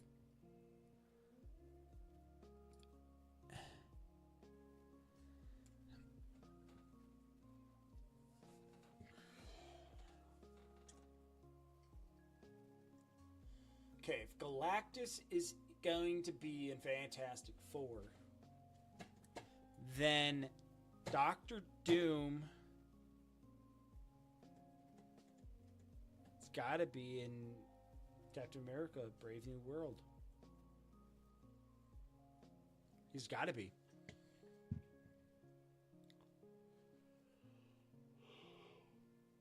There's no doubt about it.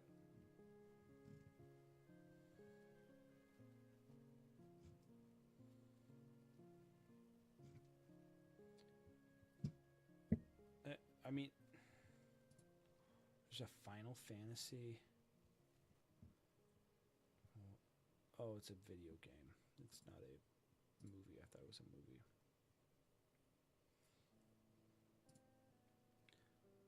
Shala Ball. Oh, the Silver Surfer's going to be in it. Frickin' A. So it's the Silver Surfer, Galactus.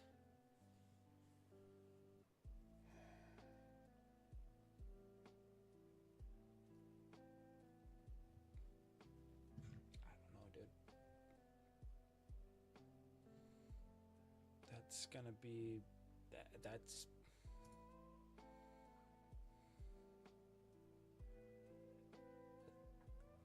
we did it. We figured out how to levitate. Wasn't she just in a movie I saw? Oh, Mission Impossible. Right? She was in Mission Impossible, right?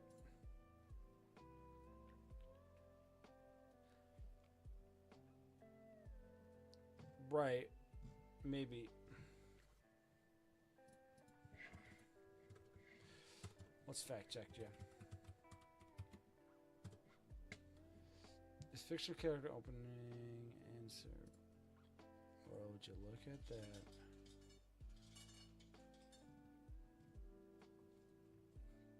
But Dr. Doom could be also connected.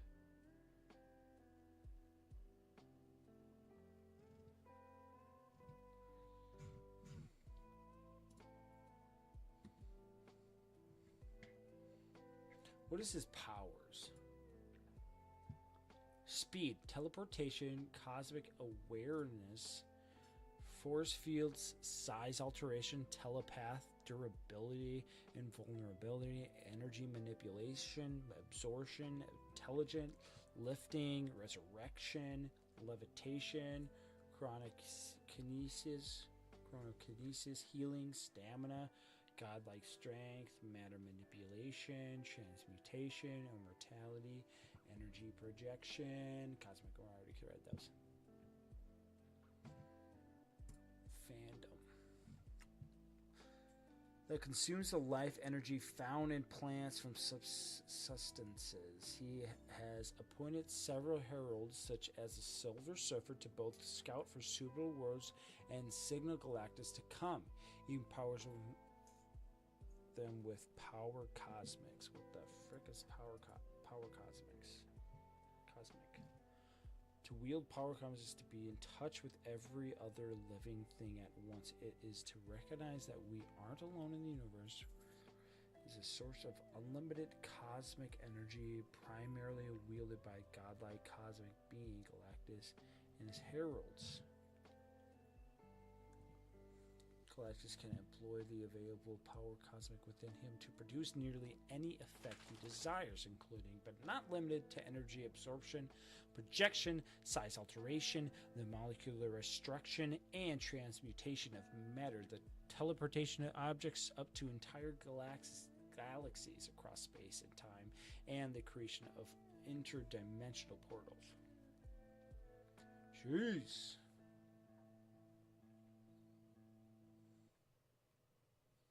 That's what it looks like. Born of Galen of Terra, a mortal Tan from the sixth cosmos in a universe before the current one, he was approached by the sentence of the sixth cosmos, the persecution of to eternity, when his universe ended. Galen fused with its essence and was able to pass on to the next cycle. Seventh cosmos, where he would emerge as Galactus after an incubation period. Despite being devourer of worlds, he holds no malice towards any living thing and simply does what he must do to survive. Indeed, by his own admission, he is destined to one day give back to the universe infinitely more than he has ever taken from it. So, dude, Fantastic Four is going to be the ramp up to something even bigger than Dr. Doom.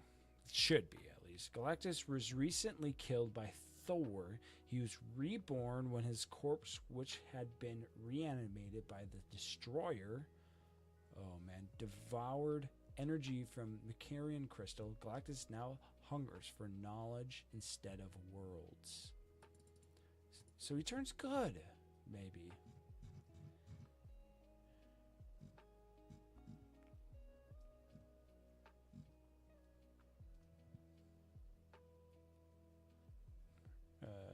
The Surfer rebelled as a result, and Reed Richards thwarted Galactus by threatening to use an alien device called the Ultimate Nullifier on him, a weapon that could destroy the universe and kill even Galactus. Galactus was forced to vow to spare Earth in exchange for the Nullifier's return, and he punished the Surfer for his betrayal by erecting an undetectable energy barrier that prevented the Surfer from leaving Earth. So the Silver Surfer is stuck on Earth.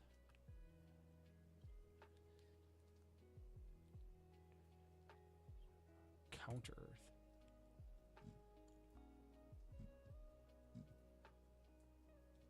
Dude, you think they're gonna do that?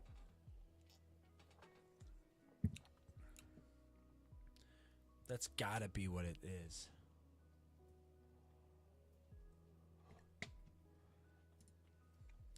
Victor Von Doom, Earth 616.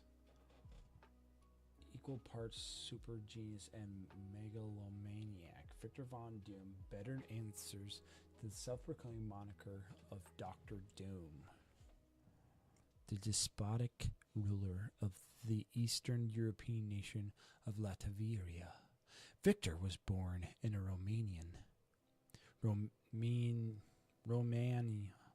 Romani camp, the son of a witch named Cynthia, who died after making a deal with the demon Mephisto, swearing revenge.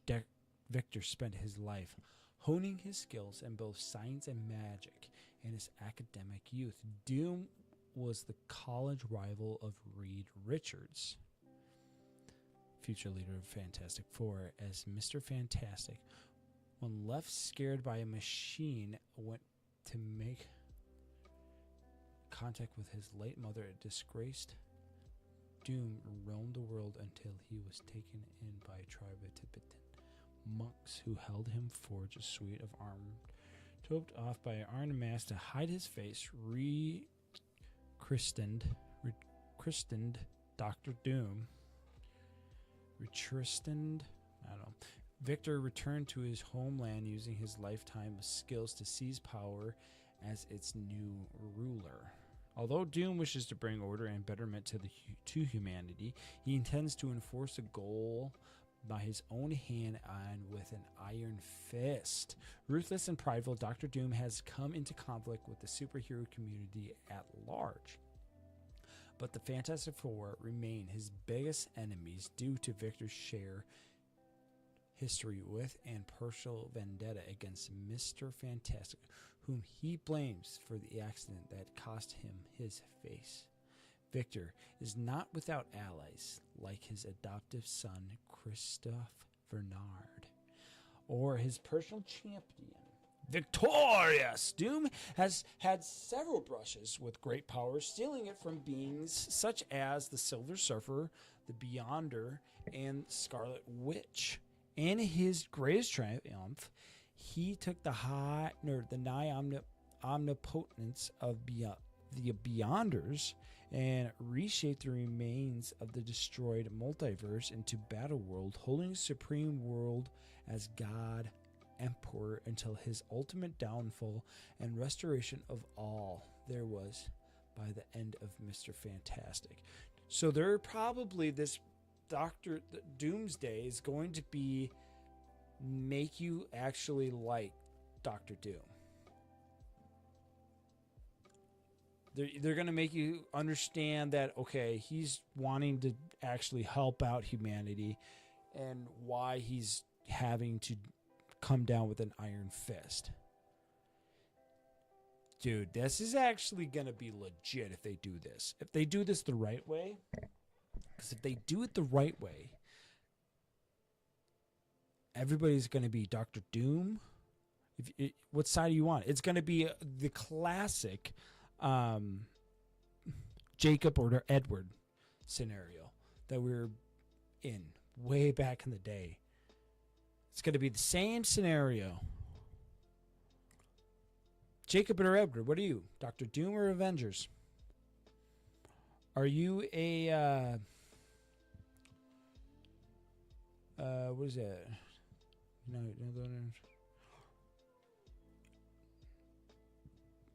Anyway, what Camelot?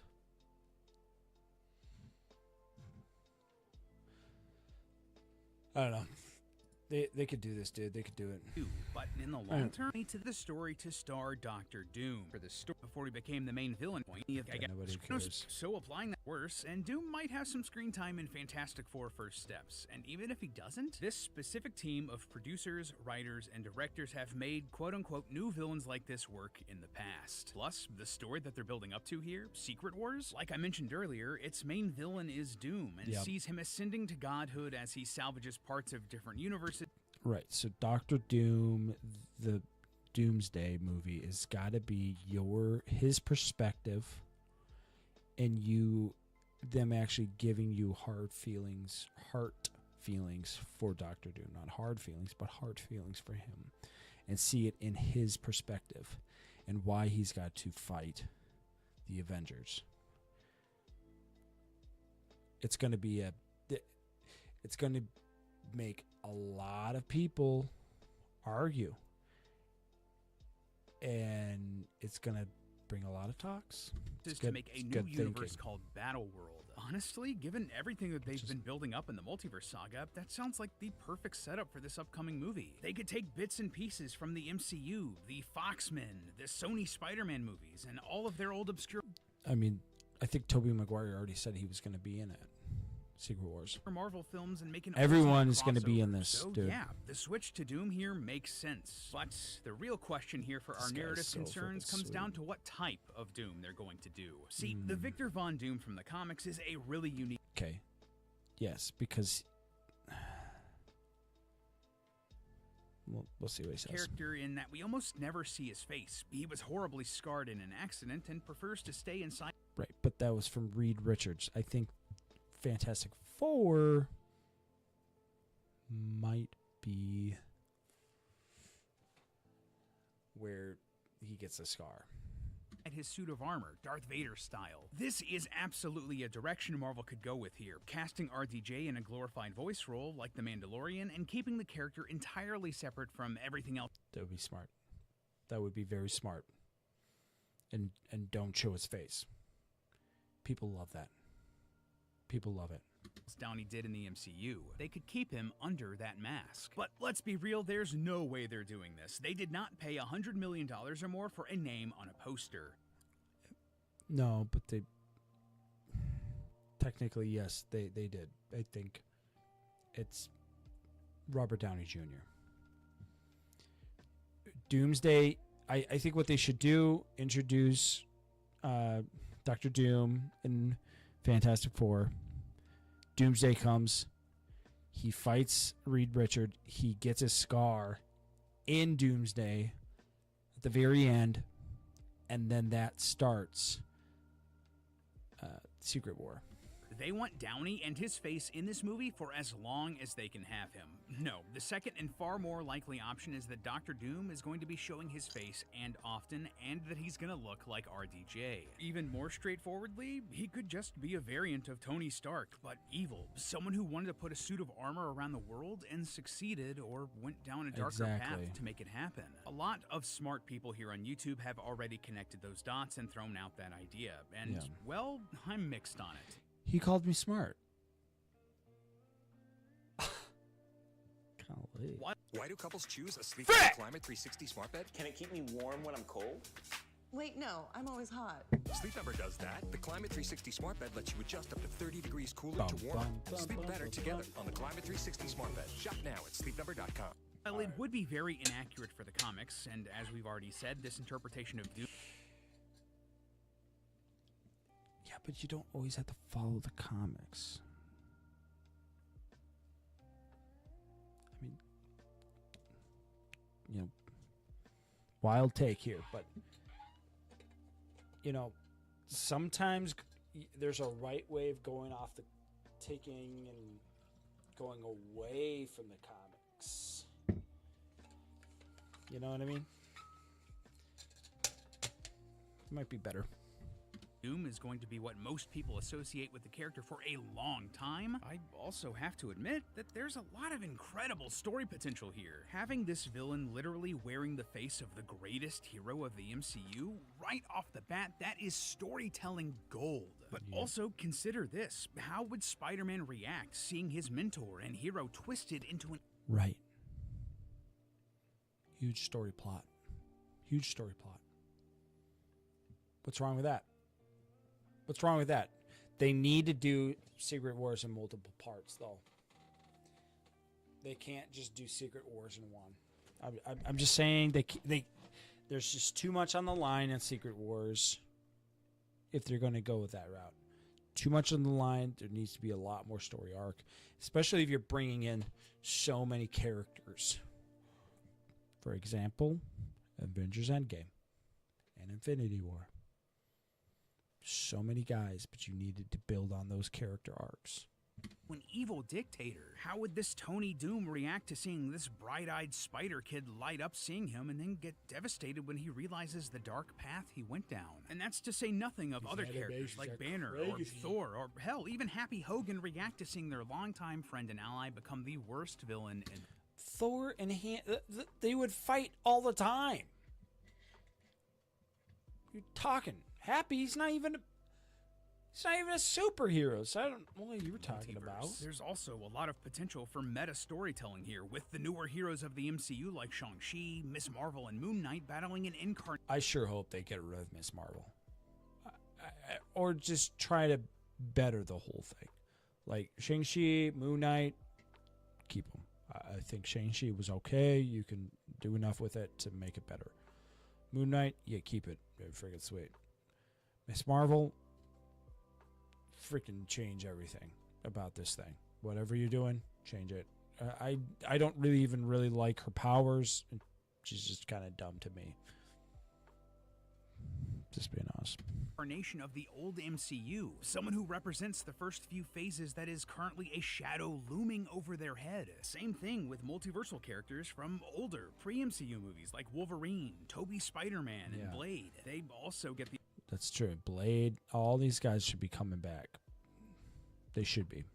You gotta bury. The opportunity to go head-to-head against the same representation of the MCU that made their movies obsolete. All of that is only possible by having an actor like RDJ take this role because of the history that he has with this brand, and we know for a fact that it can be very effective. We saw a similar, albeit much less serious example of this in Deadpool and Wolverine. Here, Chris Evans shows up, and we're initially led to believe that he's a multiversal variant of Marvel's Boy Scout Captain America, only to reveal him to be the foul-mouthed womanizer Johnny Storm. That's about as far away from Steve Rogers as Captain Marvel or Miss Marvel? You can get. And I don't know about you, but Evans saying "Flame On" got one of the biggest reactions in my theater because it was so different than what we expected. Not to mention the rant full of colorful language he goes on at the end of the movie. All of that only worked because of the context of Chris Evans' previous role as Captain America. The same thing that RDJ's Doom... Right, and they could change up the characters too, because Secret Wars is taking a variance from everywhere. He could literally choose anybody. Tap into here with dramatic stakes. So, will this be worth it from a narrative perspective? Obviously, they have to pull it off. They have to make it good, but yeah, it could well be worth it because of the sheer amount of unique possibilities RDJ can bring to this character. And who's to say they can't? Captain Marvel, a little disappointed in that. I'm not gonna lie. Miss Marvel, I'm okay with it. Recast Doom later to explore more stories. For this moment and this story, yes, it is worth it to drop all of this cash. Which leads us to our final point. I hope She-Hulk is not in it.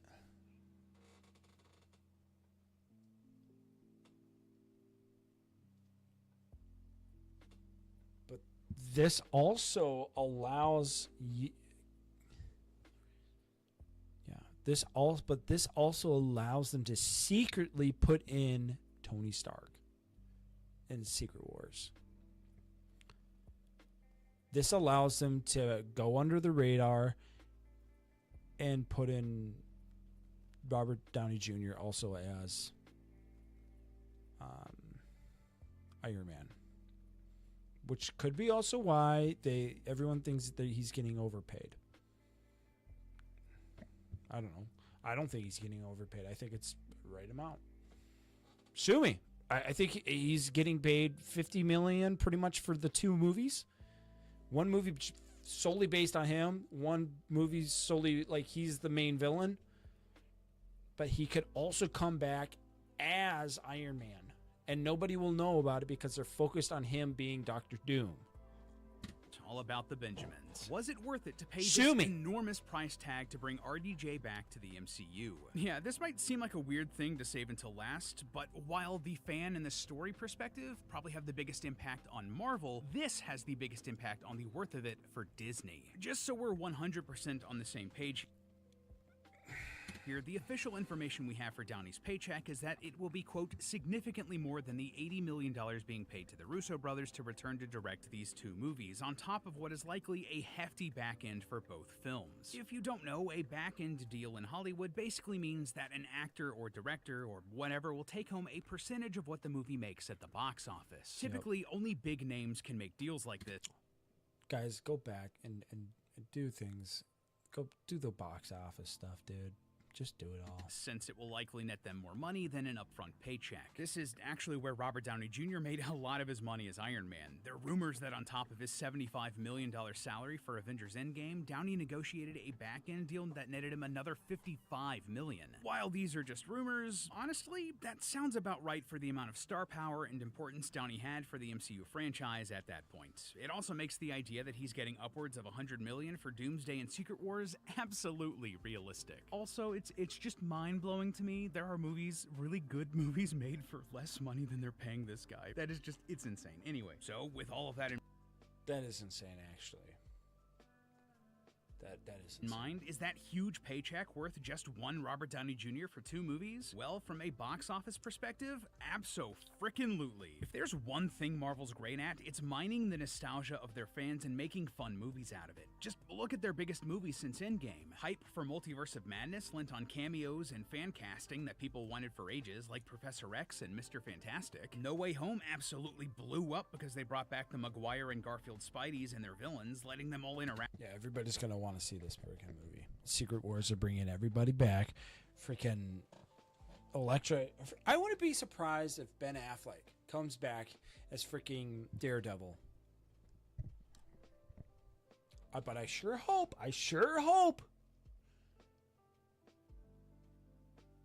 She-Hulk is not in this.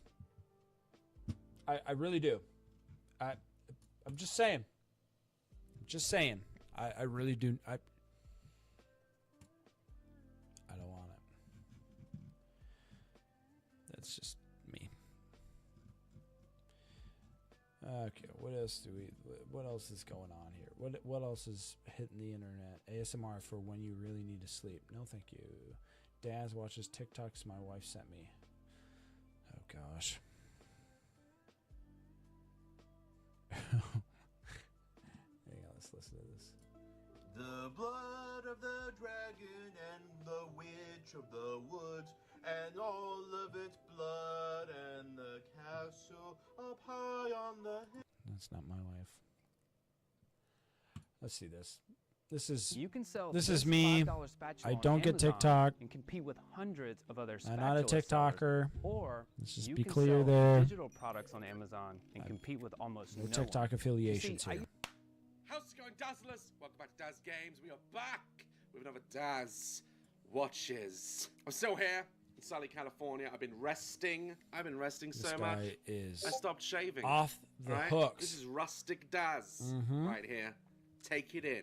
Thanks, I have Daz. been resting after the tour. I've been resting my voice, my face, my soul. Been working out in the sun. Shine, and I'm feeling really good. I'm feeling rejuvenated, and I'm ready. I'm ready for another Daz Watches. As you may have seen by the video title All right, today, let's go. Come on, Daz. Forgot my iPad. 3 minutes. Don't tell me you've not been in that situation in a modern day relationship, because you have. So now I'm gonna prove it to the love of my life that I do watch her TikToks and I do find them funny. She says she knows my sense of humor, and I believe she... I deal with this all the time. My wife sends me TikToks. She doesn't think I watch them, which technically I can't, because every time I click on them, they bring me to a web browser, and then I click play, and then it brings me to the app, and it wants me to download the app. I will not download the app because I'm not a TikToker. Anyways, here we go. She does. She knows that I have a stupid More than likely, these videos are going to be just like my wife's videos that she sends me. So we're gonna watch the TikToks my fiance has sent me. This guy's And we'll see how well she does. You ever just chilling and you gotta hit him with the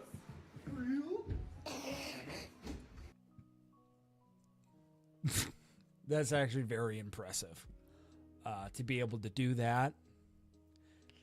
I wonder how many takes it took. Oh, this is perfect. This is perfect. This is justice on every level. I've reacted to this one before on Daz Games. Had she watched my videos and loved me, she'd know. I honestly don't expect her to watch my videos. All right, Daz. You know, that's... I'm a fucking idiot. Like, You know what? Maybe I should just react to TikTok's top videos. Maybe that's what I should be doing instead of going off of Daz. Dude, Mr. Beast is still freaking going at it. What is he doing these days? With all this freaking controversy going on right now, Mr. Beast. Really real. What's going on? So keep going. Keep trying. Keep quitting. Quit Partner. Free coaching, nicotine patches, and gum. Welcome to another AMP video. They're going to be attempting this massive obstacle course that I created. Whoever... The beats are sick. Ads for the MP versus Beat Squad is low-key tough. Comments aren't getting deleted with this one. Mr. Beast, you can't throw for S, and you can't catch for S. I'm dead. Next video, Amy Pool Party. Kai. Go. No Finishing bad the course comments. with the most points. Next time you go live, pick a random viewer. I'll give them 100 grand in cash. Oh, this is AMP, not Mr. Beast. That's not what I thought it was. Okay. I don't normally do intros like this, but I'm currently... Let's see what do we got, Mr. Beast? Where do we at? 11 days ago. Currently descending hundreds of feet into a cave that runs over 5 kilometers. What is he? Ronaldo is coming. Ronaldo is coming. Ronaldo is coming. Mr. Beast's new fear unlocked. Cristiano is coming. Ronaldo is back, Mr. Beast. Ronaldo is coming soon. Ronaldo is coming, Mr. Beast. What the frick is with this Ronaldo crap? Deep into the earth. And whether we like it or not, as soon as my friends and I touch the ground, In the comments, yes. we are officially stranded here for the next 7 days. Oh, another stranded video. Wow. Who would have thought? Oh, we're stranded out in sea. Oh, we're stranded in a old grave. Oh, we're stranded in a plane. What? That might have been the scariest thing I've ever done. First things first, we gotta get really far away from where we rappelled down. Why? If it storms, this entire area could flash flood, fill up like an ocean, and potentially drown us all. Which is why we're going deep into the cave to set up base camp. Bro, this is just wicked. Dude, this is like a different world. This cave entrance may be beautiful, but looks It can may be beautiful, but we may die. But I have a helicopter ready to pick me up if anything happens. We didn't know it yet, but the next 7 days will by far be the hardest of our entire lives. Alright, it's gonna get dark in a couple hours. If we don't have a camp, we're screwed, okay? Do you have any idea where you're going? We're just looking for flat ground to set up camp. Upon entering Who the are mouth these of the new cave, people, we though? stumbled upon They an have area with high nobody- enough elevation to protect us from any flash flooding. Well, I meaning think they're that trying to introduce new characters with everyone being gone. You know how it is. it was perfect for camp. Perfect is a crazy word. Good enough is what I would use. Good enough for camp. We spent the rest of day one grabbing our supplies that we were dropped with. Each one of these bags weighs like 80 pounds. And as you can see by the footage, we spent around 4 hours. This is very hard to traverse. Getting all of it back up to our... Dude. Did I show you this? I showed you this, right? I showed you that? My build? Maybe. Dude. Our base camp. All right, we've got some lights on in here. Our supplies are finally at our home base. Guys, I'm a 3D printer guy now. I am pivoting to just creating whatever I want. I'll probably be able to build a working truck, Cybertruck, pretty soon. And if you point the camera over there, you'll see it's pitch black. It took all day. And so we set up the bare minimum for camping grounds. We drilled holes to hang up some ropes. Grab these, pull yourself up. Looks like the ropes will be able to support... What's the challenge, though? How much is he going to make? Who's going to make $1 billion in this episode? Is it this guy with the beard? There's got to be some type of money making in this video. who's going to make the money. Hammocks. And with the help of our survival guide Joel, we hung our hammocks. Well, they This got thing their rope survivor is what guide holds up my Joel. hammock. Yep. Ate some dinner and prepared for a very cold night one. Not gonna lie, this hammock is way more comfortable than I thought it would be. Now, Mr. Beast is going to have to provide proof that he stayed the night now because of the controversy that's going on, because they didn't believe that he actually stayed overnight on the boat, the kayak or whatever it was, the raft boat, whatever you want to call it. He's going to have to provide proof. This is his proof. Hey. Oh, God. Why is my head so big, bro? This part of the cave is 2.5 kilometers deep, and we're basically camping at the entrance. Tomorrow, we have a lot of exploring. It's just... So the premise of this video is just getting from point A to point B. From what I'm understanding. How'd you guys sleep? Horribly. I didn't. It's a very perplexing environment. The cave's constantly dripping water on us from above, so we put a tarp over us. But even still, Makes the water's sense. dripping into our... I've done a lot of camping. Putting a tarp over you saves you from rain. I can confirm.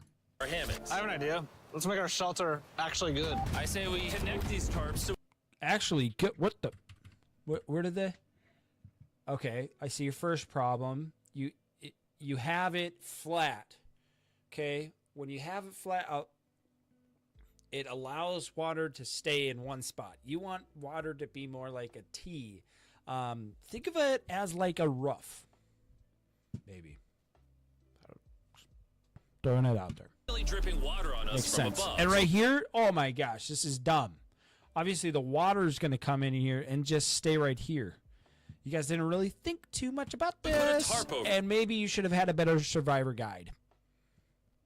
For us. But even still, we connect these tarps so we stay dry while we're sleeping. That's literally genius. No, it's not a genius idea, because guess what? I say we connect these tarps so we stay dry while... Yes, the water more than likely is going to come down here. You're going to have a nice clean... You should really just have one coming right across here. Maybe bring... a tarp up. But anyways, you still got this problem right back here in the back.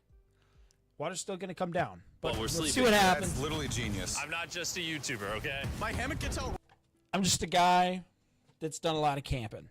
I'm just throwing that out there. right here. Are we serious right now? This is where I just got out of bed. I'm putting together a party for some of the biggest gangsters in the country. This here is gonna be a night that we never gonna forget. Welcome to YouTube. Move it, baby. Fight night. We've got passion, we've got determination. Like, and if we set our sights on something, you better believe it's happening. And we didn't realize it at the time, but this hole is almost 40 feet deep. So while Sean and I got started on... It's not that 40. It's not... Okay. Didn't realize it at the time, but this... The hole isn't here. It's not here. If he fell down, he would have gone maybe, I don't know. This guy's at least 6 feet, maybe 10 feet down. That he...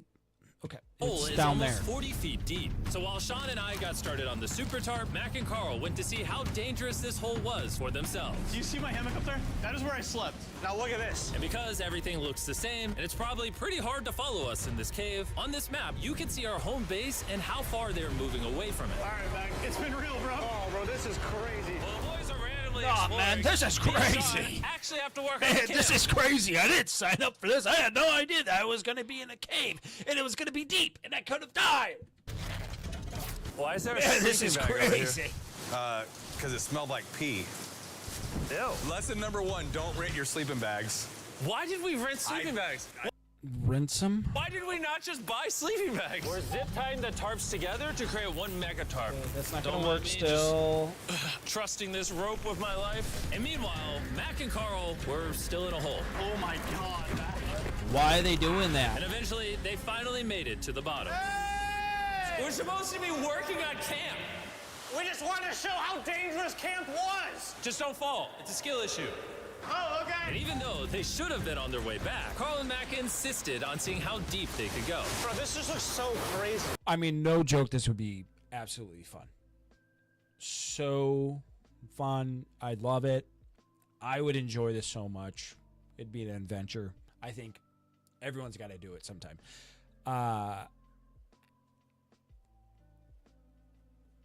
It's entertaining. I'll just say it. You think you could make it through the river? Little do these two know, this river actually runs throughout the entire cave, which means that cute little laugh. We'll be spending some time in it. Oh, there they are. Tell me you guys cooked. Oh, we cooked. That's right. A new home, am I right? Let's go. We now have a roof. Look at this. I'm not gonna lie, actually kind of gross. And we moved the fire pit to this little cove we found. What do you think? It's Smart warmer. move. It's cozy. Smart These move. rocks trap the heat here and block the pee from the rocks above. It's not pee. What do I call it? I don't know, maybe rain or something? But it's not rain, it's rock. Baby. Wait, point it up. Do you see clouds? No, you see rocks. It's not rain. Rock pee. Rock pee. Dude, that would be freaking sweet. I'm not going to lie. I kind of want to do this. I want to do it. Next trip, I plan. We're doing it. That with my wife. My wife wouldn't like it. It's got to be something with the bros. Bro night. Rock pee, fine. All right, it's rock pee. And after a much drier night of sleep, we decided to have Joel, our survival expert, help us get all the way to the end of the cave. Oh, dude, they haven't moved very much. They descended from down here.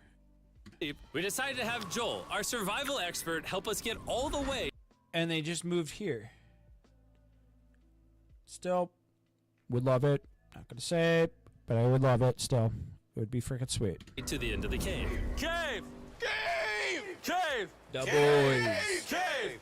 Cave! Yeah! Let's see how deep in the... Yeah, and this would be bringing us back to our ancestors, dude. Bringing it back to the caveman years. To what we really were meant to be as men. Cavemen. The cave, we can make it. Now, keep in mind, we are still just at the beginning of this massive cave. And our goal is to make it all the way through it, without dying, of course. Oh my gosh, this is kind of steep. Dude, how are they gonna get past this part right here? Look at this. This part right here. I mean, they can't go down here. There's gotta be either a bridge or something like from Batman. Let me show you.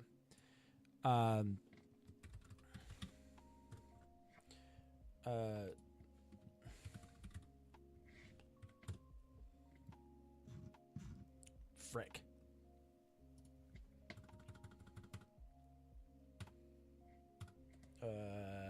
Batman weapon.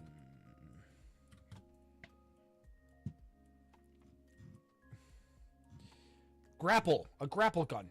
Batman's grapple gun. Grappling hook. They need that.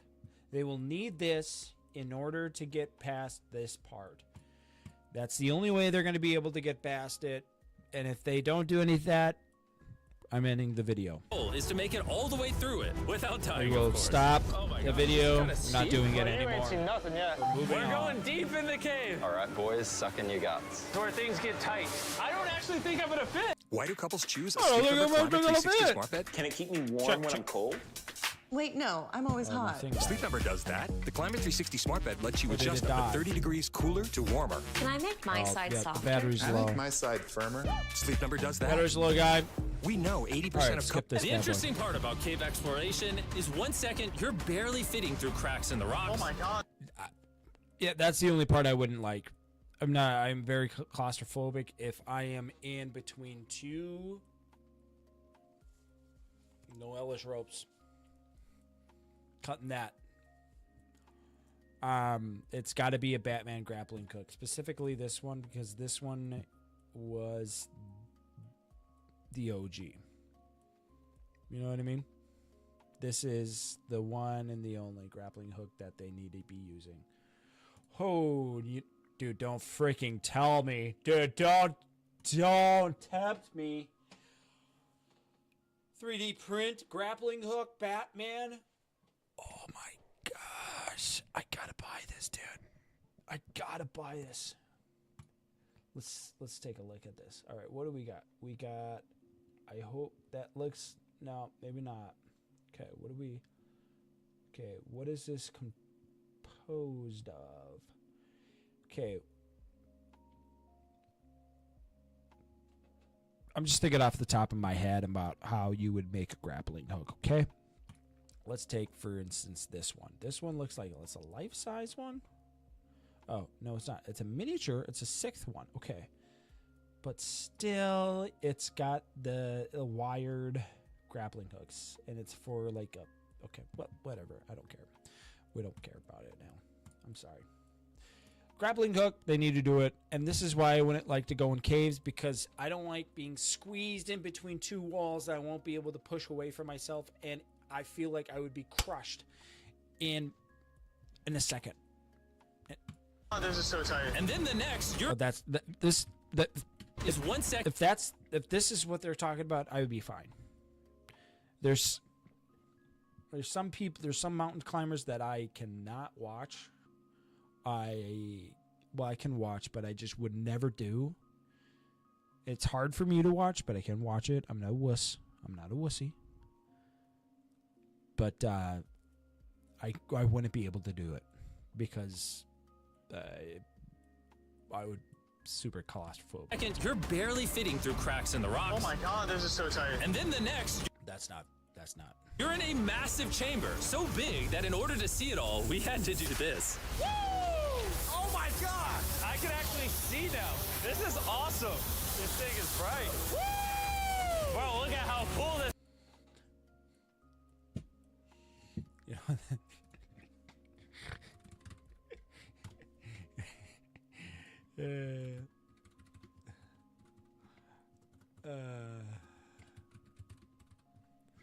This is what it reminds me of. That woo reminds me of this.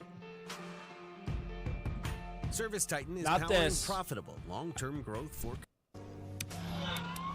This is it.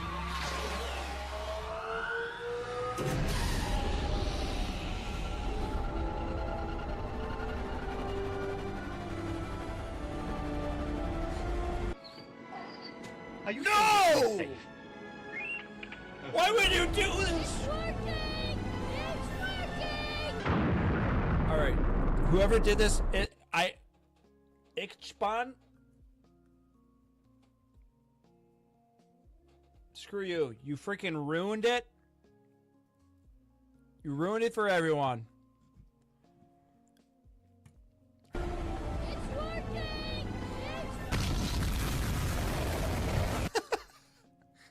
Okay. No! Stop! I want the actual freaking clip! I have to find some guy recording his TV to get the actual clip to this.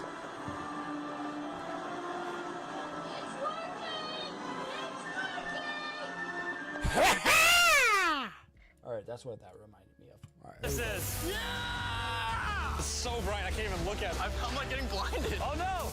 Oh no! In hindsight, we probably didn't use that the most effectively. Lead the way. And so we continued on. Feel free, there's a really good handle up the top Right here? there. And then you can sort of swing a foot around onto this one. Like this? Yeah, perfect. Joel, the best caving guide ever. No one's died yet. All right, guys, this is where things get interesting. What? Oh boy! What is this? So from this point on, wetsuits, we're going for a swim. Yesterday, Mac and Carl were joking about doing this, but the rest of this cave adventure takes place in a freezing About all river. their equipment. Meaning wetsuits are the only way to not get hypothermia. Why are we doing this? This is a once-in-a-lifetime experience. True, it is a once in a lifetime experience, and they're taking every advantage they can.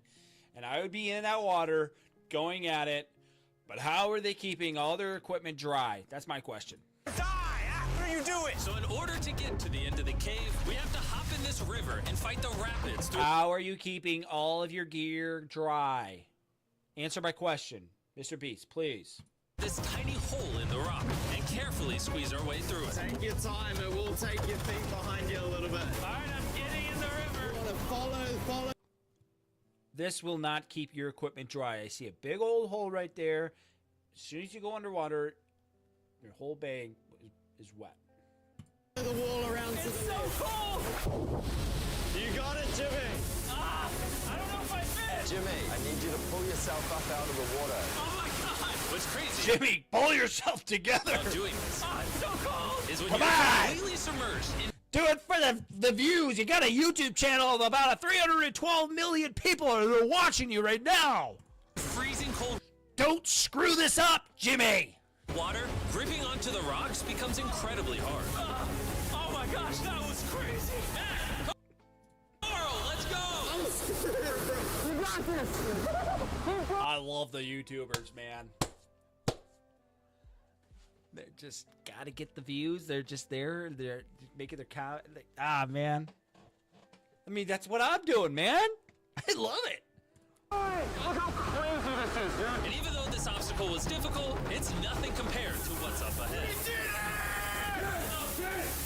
Hey, boys, we're now 10% done. Which means we've only scratched the surface. All right, let's see where they are.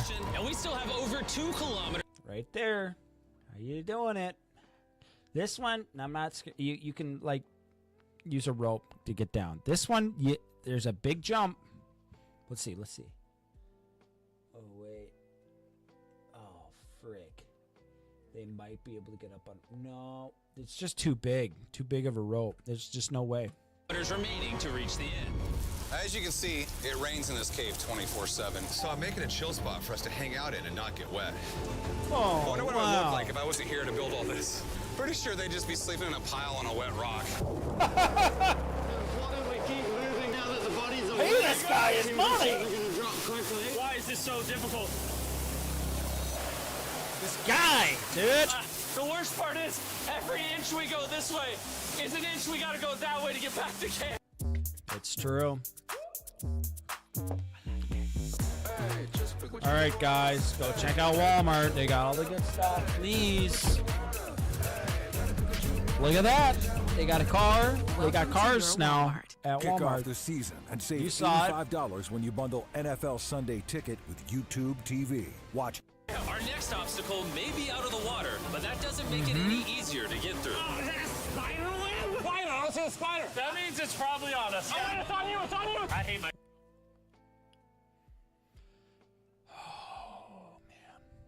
I understand now why my son loves Mr. Beast.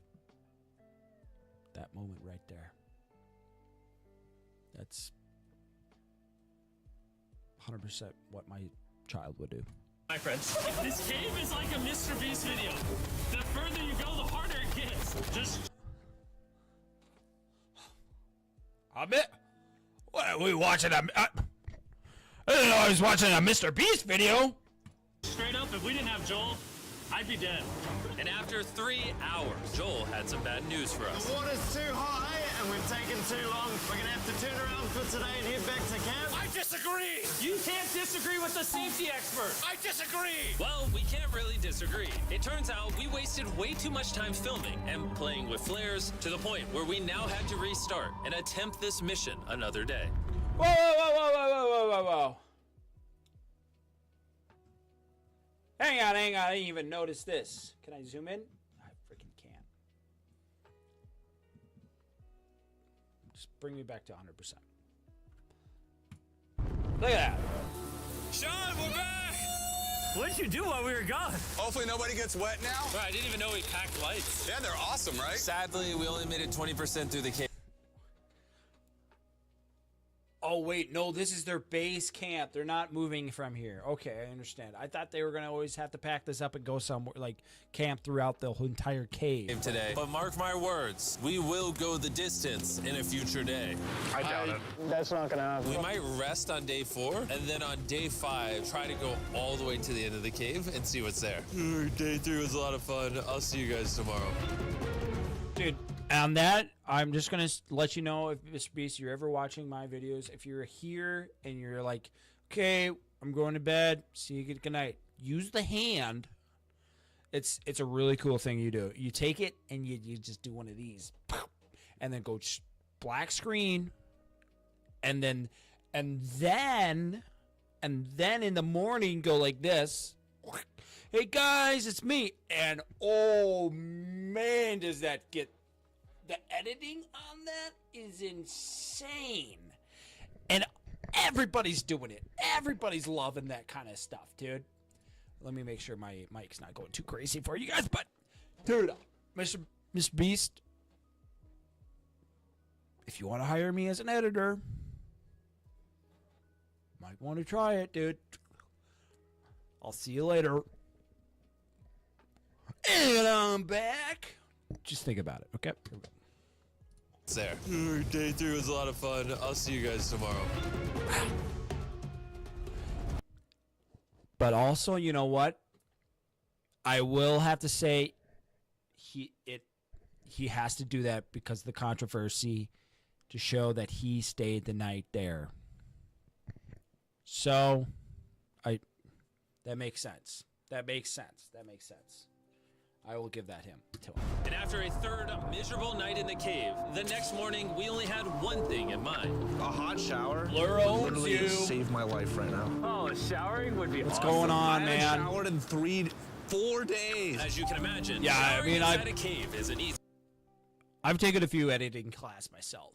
I went to college for accounting and never took an editing class, but I saw some people take some editing classes, and I saw a couple of those. Bah, bah, you know what I mean?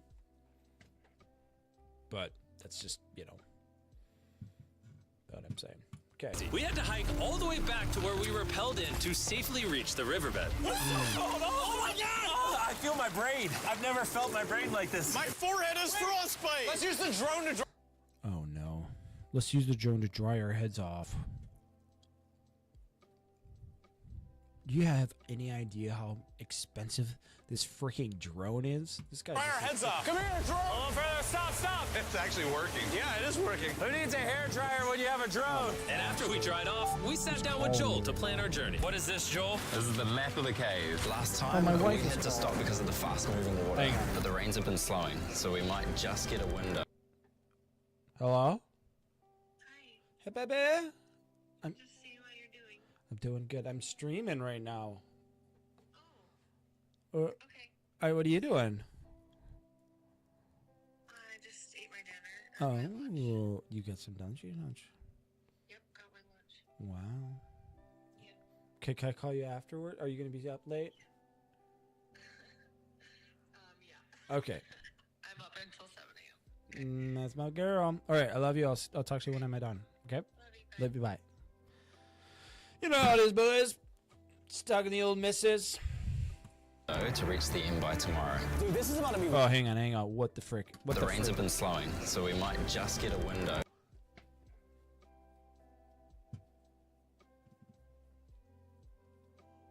Wait, they went down this way before and up this way. Now they're going 100.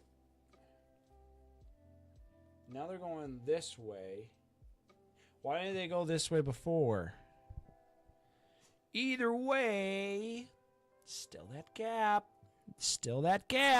To reach the end by tomorrow. Dude, this is about to be wild. First, we'll need to pass some of those same rapids from yesterday, dive off massive cliffs, and avoid jagged rocks. And if we can make it past all that, we will finally make it to the beautiful glowworm chamber. Don't tell us what that looks like. I want us to be surprised. Do you think we're gonna make it? Don't tell me what it looks like. I know what I know what it's supposed to look like, but don't tell me what it looks like, because I want it to be a surprise. Don't tell me what it looks like. Oh, I would. Nah, let's not play that game. We're all gonna make it. With tomorrow's plan thoroughly mapped out, we rested up and made feastable s'mores to regain our energy. Everyone cheers. Yippee! Is that a gas fire? Pansies. Oh, Joel's Everybody's about to have feastable s'mores to regain our energy. Everyone cheers. Yippee! Their advisor guys just. Oh, Joel's about to have his first feastable s'more. All right, Joel, be honest. Feastables. I can't get away, dude. Joel approves? Joel approved. I mean, it's crazy to think about it. Like, it used to cost millions to advertise on TV, and now, because of streaming, even with $50, I mean, you can advertise on TV. You can advertise between your favorite TV shows. I gotta get a gig like this guy, dude. How in the world do I get a gig like this guy? Let me... Hang on, let me... On live sports game, NHL, NBA, whatever. Let me try my...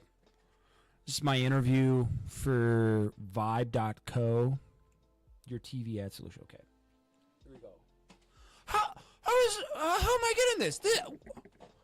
I'm getting live sports. I'm getting all the TV shows, all the movie shows, all in one streaming service? All for a low price of $120 a year? Are you kidding me? How have people not heard of this? What's going on? NC. Pretty easy. Why didn't we whip this chocolate out earlier? This just got like 10 times more fun. Guys, for real. All right, back to the old cave diving. That's what I'm here about. Feastables, you're really missing out. Tomorrow, we're gonna explore the entire cave. We'll see you guys then. So we tried to sleep as much as we could and prepare. Proof that they stayed the night at the caves. Yet, wait a what?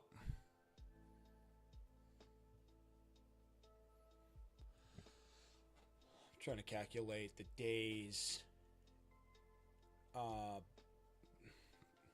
Thank you. Trying to calculate these days for Mr. Beast. Did he actually...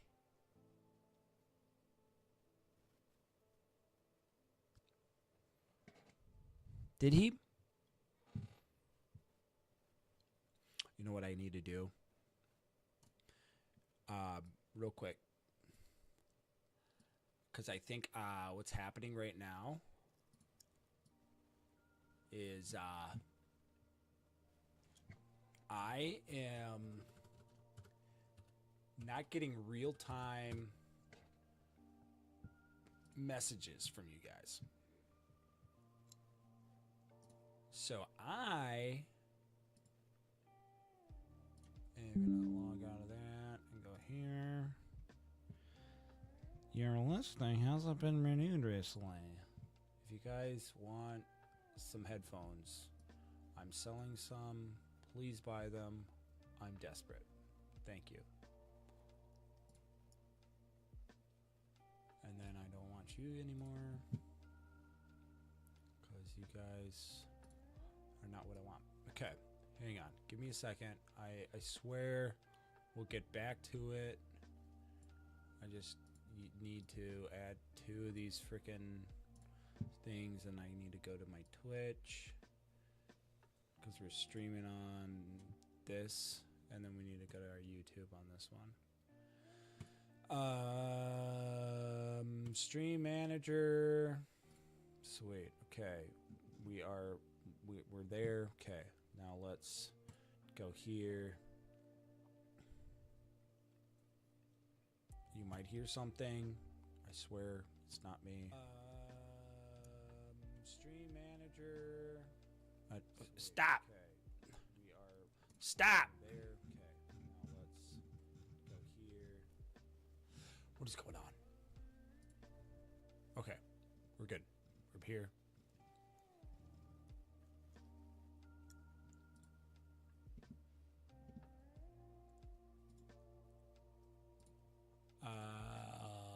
Guys. Okay. I think I'll be more real time now. At least I'll try to. Dude, Ryan. He's back! My boy Ryan's back, dude. What's up, Ryan? I'm on the old stream. Dude, it's good to see you, my man. We're just watching good old Mr. Beast. And confirming or denying if it's real or not. And I believe we just got to, this is day 3. I want to know what he did day 3. So here we go. I didn't even see what he did for day 3. After a third miserable night in the cave, the next morning we only had one thing. Hey, it's good to see you too, Ryan, man, my guy. It is great to hear from you. I hope it's all's well. Hope all's well. Mine. A hot shower would literally save my life right now. Oh, showering would be awesome. I haven't showered in 4 days. As you can imagine, showering inside a cave isn't easy. We had to hike all the way back to where we rappelled in to safely reach the riverbed. Oh, that's right. They dunked their heads. Okay, so now day 4 was a waste, and now they made the plan. They got their s'mores. They're going to bed. Wait, right? Oh no, that's okay. Here we go. Journey to the end of the cave. We're about to embark on one of the most dangerous journeys of my life. Because of our experience from day 3 and focusing less on filming, we were able to make. Ryan, you're going to have to explain to me. I just got home and saw your stream. Ryan, what do you? Good. DW down. All good. DW. Trying to think of what that DW could be.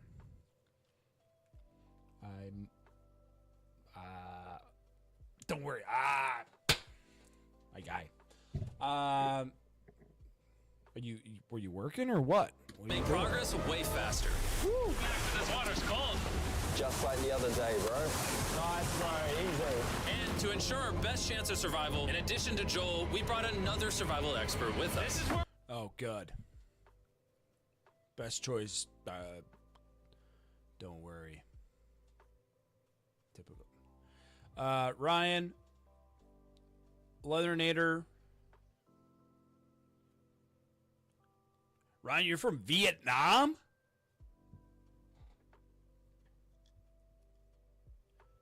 You do school in Vietnam? Or you do school in the USA? Matthew, Leathernator, he's the other guy that does the stream with me, is actually, just to let you know, Ryan. You're Vietnamese, my guy. But do you live in Vietnam, or do you live in? You probably live in Vietnam. That would make sense, actually. I put the 2 and 2. That's pretty sweet, dude. What's school like in Vietnam? Is it hard? Easy?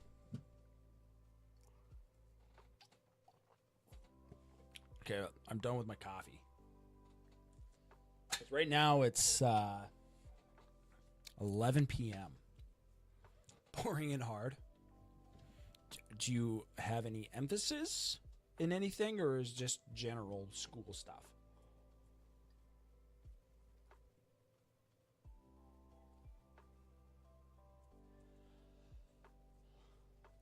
Oh, dude, it's a 12-hour difference. We had to 12 hours, dude. stop on day 3. How we doing? We're making much better time. Behind us, it's pitch black. Where do we go? This area gets narrow, the current's strong, Makes so we're sense, going to use dude. the walls and kind of climb our way along. Yep, through we go. Oh, God. Yeah, jump. Ryan, technically study almost everything. Just like math, literature, science, history. Oh, dude, I forgot to like this, dude. I gotta like it. Ryan, you know about Mr. Beast? Are you a big Mr. Beast fan? You're a young guy. For that first rock, there's a couple of good rocks around the corner as well you can get a hand onto. It's so dark down here. There's no bottom right now. My feet aren't touching the ground right now. Because we couldn't reach the... You do know. You heard about the big controversy going on with Mr. Beast right now? This meant that if we let go now, we could get That swept he doesn't actually do his challenges. There's other controversies going around. I gotta be specific. away by the strong current directly beneath us. Joel, what are we doing? I would go into here if you can. That's a good one. I can't even see where I'm going. The current is taking me away. You got it. You got it. Get yourself in there, and it's going to get way gentler. I go in here? Yep, in the hole. Yeah, well done, well done. This might be the most insane thing we've ever done. We are much deeper in the cave than we've ever been. And we're now approaching our first serious obstacle. Basically, the water's recirculating, so if you fall in, it takes you to the bottom, and it keeps you there. Yeah, if we fall, we would die. Yeah. This was posted 11 days ago. August 17th. It might be a different... No. You're not a day ahead of us, are you? Maybe. Maybe not. Anyways, okay. Get back to Okay, it. so death is on the table? This is just not what I thought I was signing up for.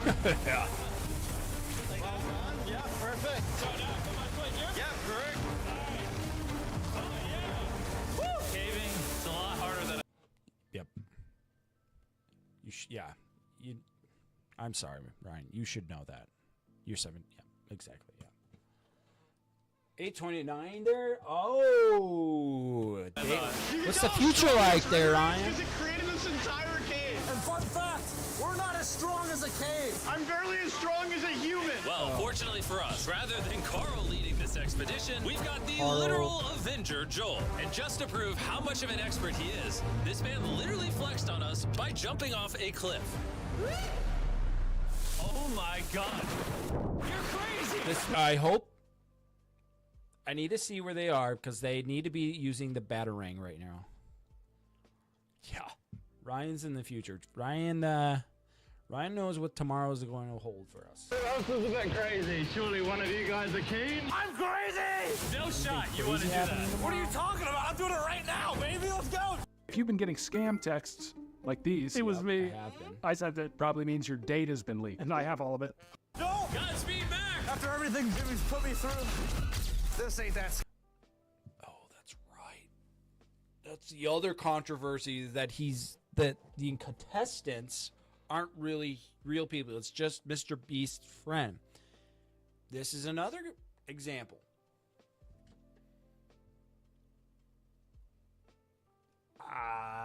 Guilty? Yeah. Scary for me. 3, 2, 1.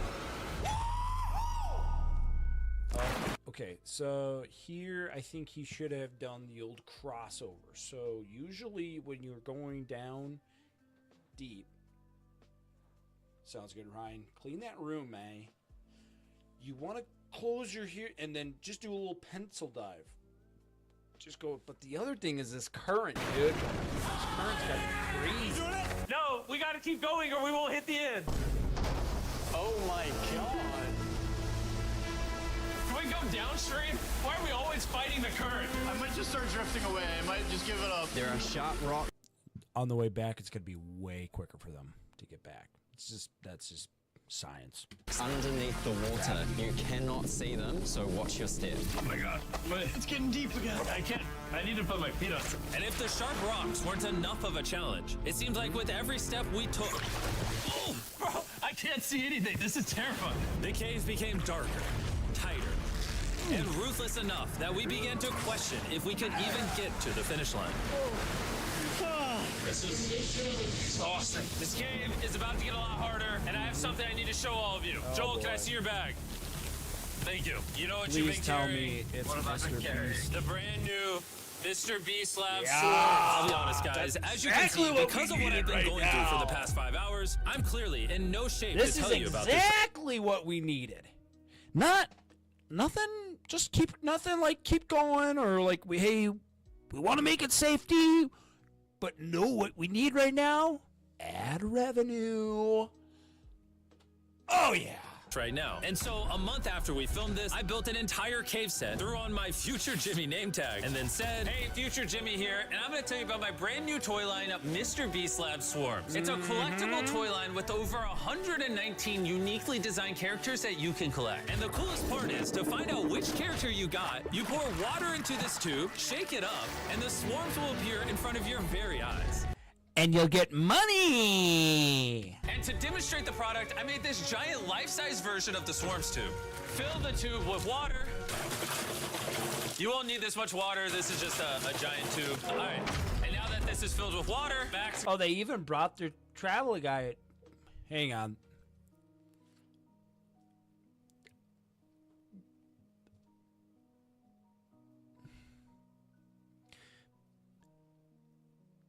He's getting paid, dude. This guy's getting paid. 100% he's getting paid. Just gonna give it a little shake. He's on the payroll. He's not real. He's not real. Is it shaken up enough? I think it's shaken up enough. Then you pour out the water, do the honors, Joel. And out of the water will be revealed which 2 swarms you got. This is the rarest one, the hyperchrome, that And you can make money off of it. only made 1,000 of. Joel, you can have it. You can have that one. Where's Carl get? I only have 2. And we didn't just stop with the swarms, we also made these action figure panthers that are in these briefcases, and this mutator that, just like the swarms, has a really cool reveal when you buy it. Where do I buy them? I'm glad you asked. Mr. Beast Lab toys are now available everywhere in the world you buy toys. They're all out now. Go give them a try. Target? You can buy it. Walmart? Buy it. Dollar store? Probably not. And after more brutal trekking throughout the cave, we finally arrived at the glowworm chamber. Oh, Man, this better be baby! worth it. Don't tell me about it, though. I don't want to hear about it or what it looked like. Because if you tell me what it looks like about the glow chamber, I can't imagine what it would be like. When you say glow chamber, I have no idea what it would look like. Just don't tell me anything about what it would look like. Alrighty, team. Welcome to the glowworm chamber. Whoa! Holy crap. That is crazy. Dude, this does not look like it's Earth. All of the lights you see here are actually created by tiny bioluminescent glowworms. That kind of looks like the... I wonder how long it took them to say that. Bioluminescent. Milky Way galaxy. Wow. Bioluminescent. Let's go back. Bioluminescent glowworms. That kind of looks like the Milky Way galaxy. Wow. At this moment, this view, honestly, made that trek worth it. While making... I'm realizing now that they didn't use the grappling hooks. They didn't show how they got across that big jump. Get to the glowworms was definitely worth the trip. Our journey was still not over because we had to go all the way back to base camp. It's almost day 6. They're not back, and This guy's just staying at camp the whole time. He doesn't even get to enjoy going and exploring the caves. He's just resting. I'm exhausted. I don't know if I'll be able to sleep though. What have you been doing all day? You're exhausted? It's almost day 6. Yep. They're not back, and I'm exhausted. I don't know if I'll be asleep through. Why not? What have you been doing? I don't know if I'll be able to sleep though. Just worried with them being gone so long. The trip back is way There's so much explaining that needs to be done there. So much. easier because we're just floating with the current. Now, because you guys have already seen the trip, we're going to expedite the way back. But seriously, this whole journey took so long, we crossed into day 6 before reaching camp. John. What's up, guys? I was starting to get worried. Happy day 6. Day 6, let's go. All we had energy to do was thaw out by the fire and finally eat some food. That was a very adventurous day. I'll see you guys tomorrow. Come on, do it. Today. Do it, is Jimmy. Day 6. Yeah, maybe today. I don't know. This one is being physically obliterated from our excruciatingly long good. Showed the proof. They did it. hike. No matter what I did, I was really struggling to fall asleep.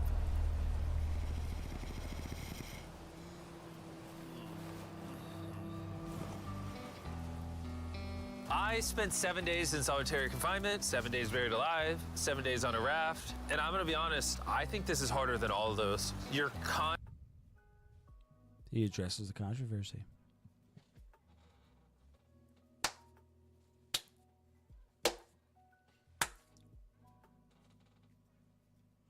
He freaking addresses the controversy. He did it, Ryan. He said he did it. He did the raft. He did the 7 days in the buried alive, days on a raft. 7 days on a raft, and I'm gonna be spent 7 days in solitary confinement, 7 days buried alive, that's right. 7 days on a raft, and I'm gonna be honest, I think this is harder than all of those.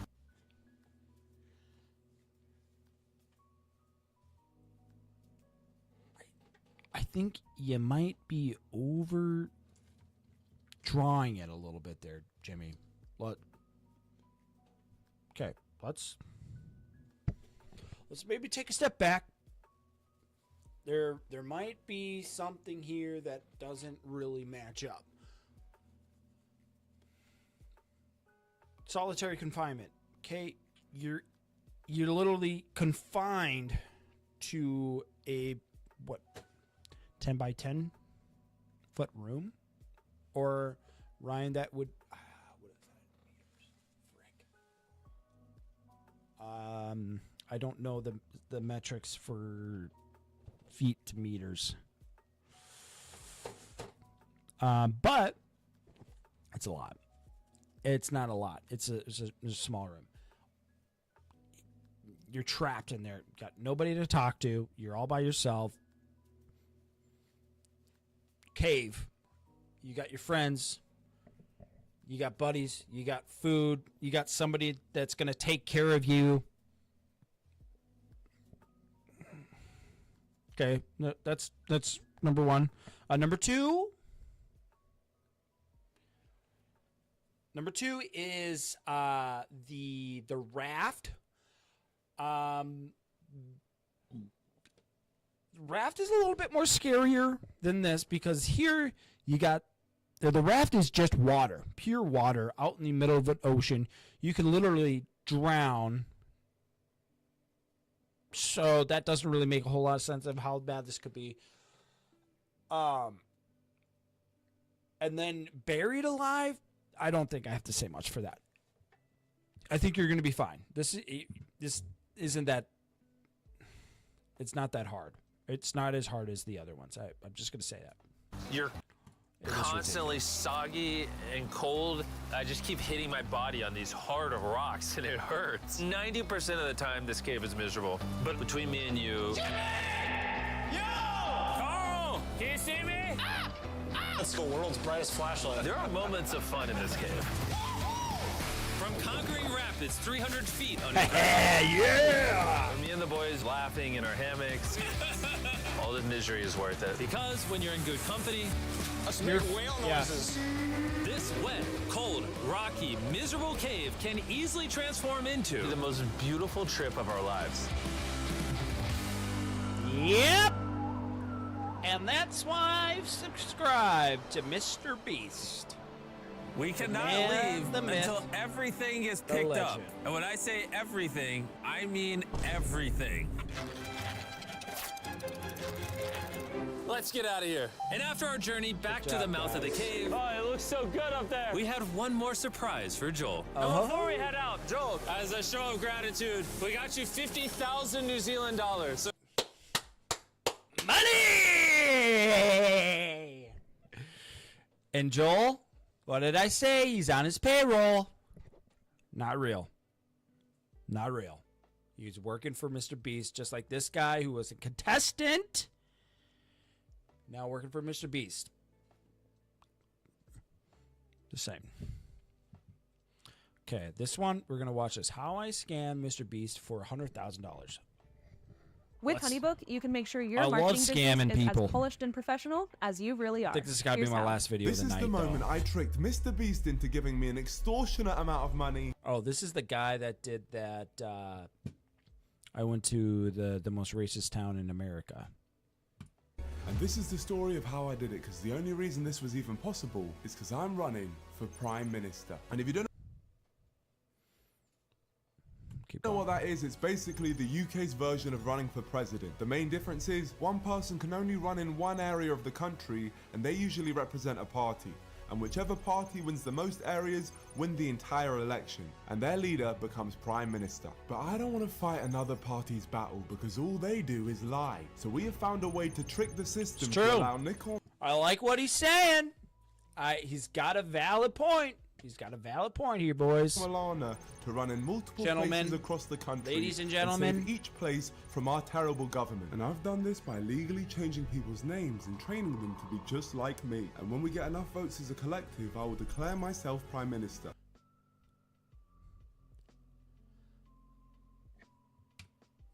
each place, Nicole Okay, Milana, hang on. all they do is lie. Let's We revamp. found a way Let's go through this again. I need to understand what he's doing here. to trick the system to allow Nicole Milana to run in multiple places across the country and save each place from our terrible government. And I've done this by legally changing people's names and training them to be just like me. And when we get enough votes as a collective, I will declare myself Prime Minister. Sounds like it could be fraud. And could be that you're rigging an election. And, I mean, in essence, you would be doing the same thing that you're accusing the government is doing, and why you need to control it. So you're doing the exact same thing. I'm just saying stuff. I'm just here saying things. And if I'm going to be Prime Minister, I want to be a good one. So I've decided to look at the areas our current Prime Minister has failed, and I was shocked to see his party claim they'd get rid of homelessness by 2024. And not only did they fail,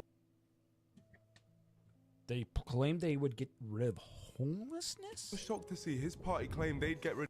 We will also end the blight of rough sleeping by the end of the next parliament by expanding successful pilots and programs such as the Rough Sleeping Initiative and Housing First, and working to bring together local services to meet the health and housing needs of people sleeping on the streets. Okay, that makes sense. Yep.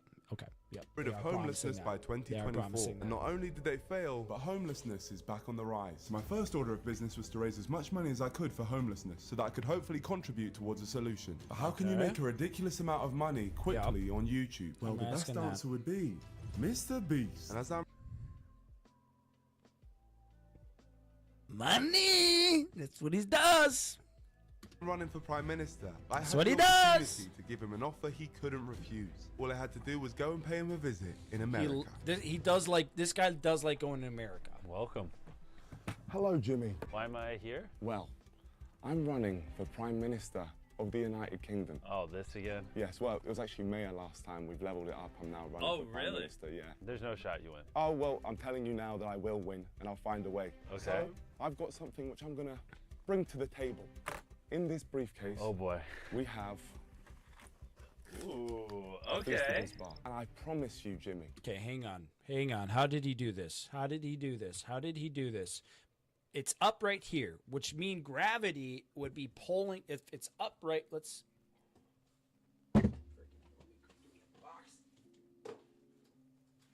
Upright here, okay? Upright. It's upright like this, okay? Mr. Beast bar is this. I'll flip it over to see my phone's at. It's literally here. He would then put it down so the candy bar would definitely not be in the middle. Something which I'm gonna bring to the table. This is a scam in itself. We have. That should not be in the center of the briefcase. That should not be. That should be right up here. This is fake. This is not real. This is fake. Ooh, okay. And I promise you, there's no way.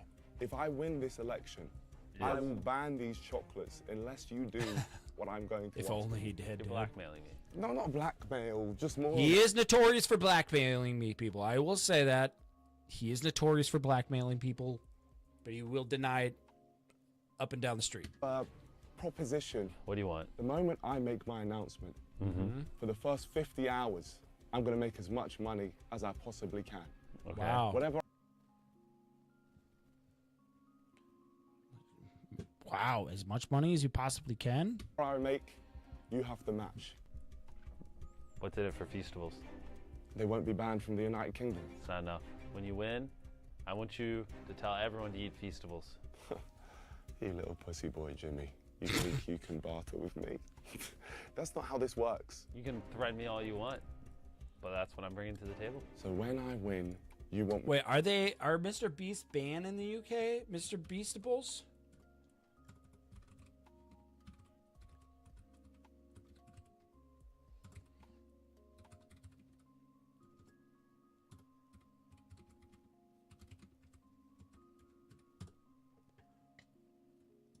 The UK people weren't kidding when they said the Feastable Bars were mid. Okay, they are not. So he's threatening Mr. Beast. Oh, frick. Did I exit out of this? Frick. No, I'm good. Okay, we're good. Okay. He's threatening to ban Mr. Beastables if he is Prime Minister. Okay, We need to tell people to eat Feastables. Agreed. Okay, if I win the election, I will Yes, say that. 100% scam. Or you. 100% scam. I'm doing this for you. I accept.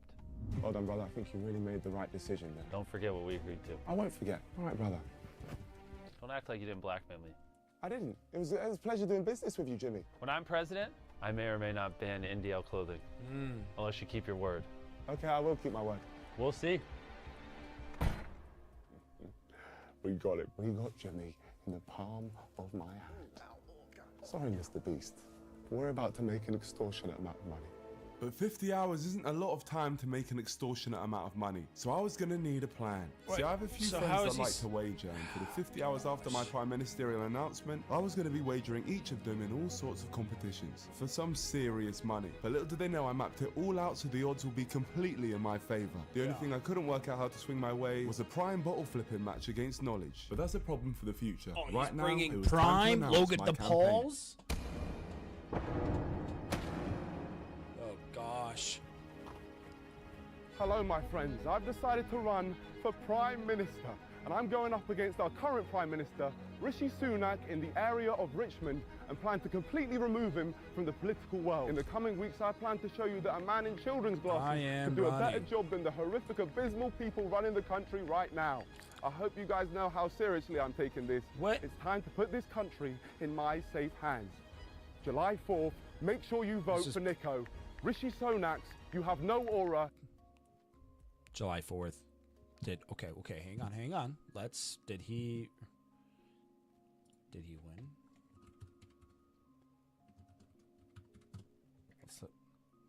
Oh, this is the Prime Minister.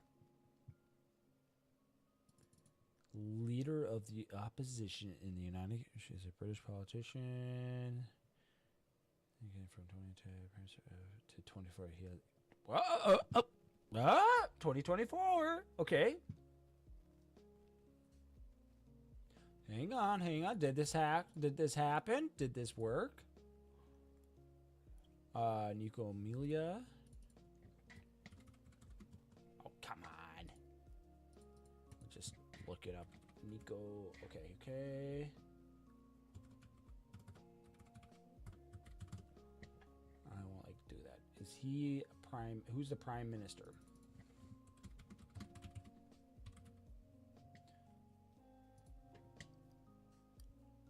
Okay. So Keir Starmer actually won. Well, he got what he wanted. It's time to go. A little. It's a little. It's posted. Perfect. So now I'm gonna message Jimmy and I'm gonna tell him 50 hours starts now. Mr. Beast, here we go. What the frick is wrong with his screen? Why is it red?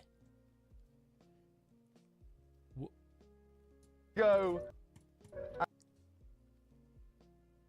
It's not a screen. What the frick? And first off, also look at how many, probably eye comfort mode. True, but usually that's just dims it down. Also, look at how many messages this guy has. Holy crap. This guy needs to get caught up. His friends are texting him. They want to hang out. Come on, dude. And you know what? We have the perfect first challenge. This challenge was a way for us to make the money to start wagering. And the way we're doing that was using my good friends at the Beta Squad. So we do a lot of £10,000 challenges here at the Beta Squad. And I usually win them. So if I could set up one of these challenges without the guys realizing it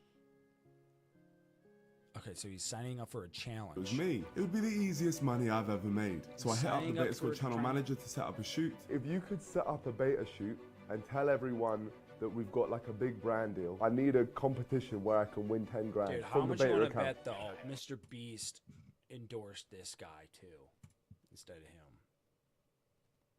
But yeah, everyone needs to know it's a legit beta vid. Amazing. Thank you, sire. You're a real one. And bang, the guys were locked in. With that being set up, it was down to me to supply context, so here's the plan. The video's been set up for the Beta Squad second channel with a £10,000 prize, which the guys thought was going to involve a brand deal for an Incredible Hulk game which I made up. And the video concept was simple: speed eating. Who can eat the food the quickest? And our chosen food was grapes. So I went and bought some and went about swinging the challenge in my favour. I carefully measured each grape, putting the large ones in one cup for the other guys, and the smallest ones in another cup for me. Meaning I should walk away with the £10,000, and if that's not enough, I had a corrupt referee for safety, who I briefed just before the shoot. You need to penalise anyone who eats more than one grape at a time. So I want to do good stuff for this country, and you'll be failing our country if I don't win. But it is a fair match. Fair. Yeah. He's pulling a Mr. Beast here. He's fully pulling a Mr. Beast, and it's on record. He's showing it. And before the Beta Squad arrived, I headed back outside and hid in our car to avoid suspicion. Then once everyone had arrived... And he knows it. He posted this 2 months... Well, actually, never mind. It's not as part of it. Arrived, headed straight back in, I take seemingly back. unaware I take it of back. what was about to happen. And I was sure to let them know that we... are running for Prime Minister.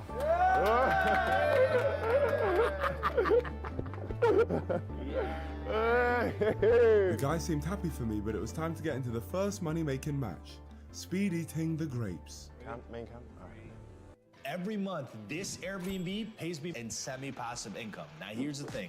I don't own it, and I don't... This is the Beta Squad Grape Eating Contest, powered by the Incredible Hulk. The challenge is simple. We have 50 grapes each that we have to Hulk smash. The first person to complete it wins. Indeed they do, King Kenneth, but now it's time... Who makes up this crap, dude? Who makes up... We gotta eat... grapes. And for our ref to give these guys the rules. So there's not many rules. You're only allowed to eat one grape at a time. And if I catch you eating more than one grape, that's a 3-second penalty. I'll bring out the platters now. You're all gonna open them at the same time, and the moment it's opened, you have to start eating. But wait, is there 50 in each one, yeah? There's 50, 50. Confirmed. Confirmed. Chunks is trying his best to make Some sure it's more an even play. drama? Oh gosh, dude. Let's... Dog.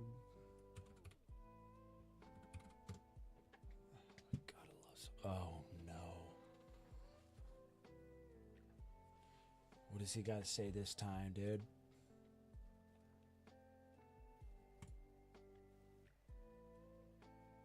Oh gosh. That was just posted 4 hours ago? Okay, so here we go. We this gotta video's look gonna at focus this. around Screw one that instance of video. essay. I wanted to put all the essay. Oh no. It's 30 minutes, dude. I don't know if I'll be able to get through this, dude. One video, part 3, final video until Jimmy responds at least. I sort of overestimated how easy that would be, as far as like getting everything approved with victims and lawyers, and like also, you know, traditional media is involved. They've been DMing me, you know, New York Times. It's part of the essay, dude. Oh gosh. I haven't even gotten into that.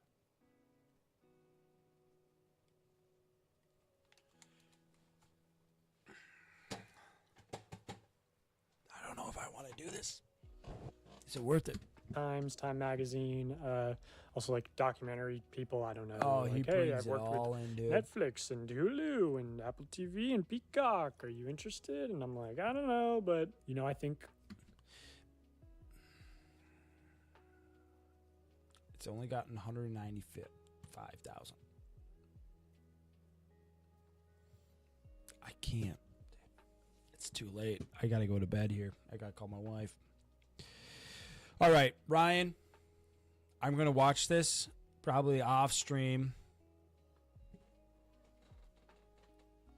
Yeah, well, I'll probably watch it. I gotta work tomorrow, dude.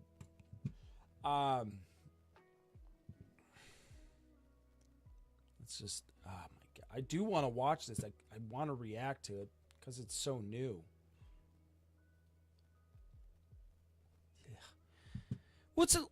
It's 11 a.m. You got, what time do you have? Hang on. Wait a minute. I didn't even think about this, Ryan. Wait a second. Don't go. Wait. Stop. What time do you start school? Because it's 11 a.m. and you just got home. How long do you have school?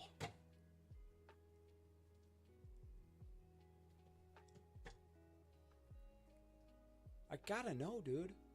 It's like 4 hours? 5 hours? So if you start, if you start at like what? 11 a.m., 10 a.m., 9 a.m., 8 a.m., 7 a.m., 6 a.m.?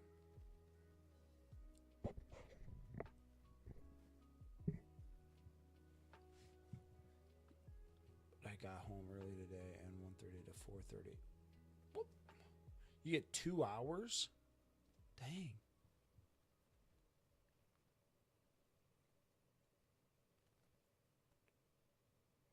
So you get 2 hours just to go home, relax, and then go back to school for another 3 hours. Or 2 hours. Yes. Jeez, Ryan.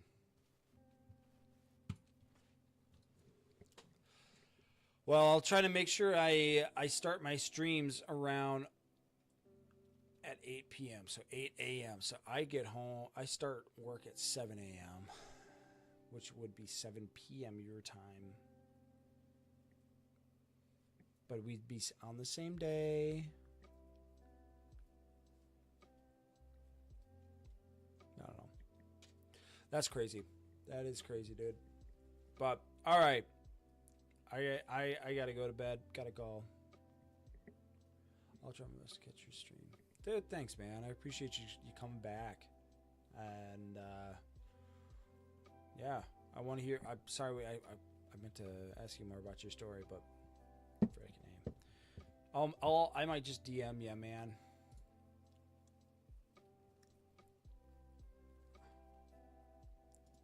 But thanks for hanging out. Don't worry, yeah, I forgot about it too. But I appreciate it, man. I really do.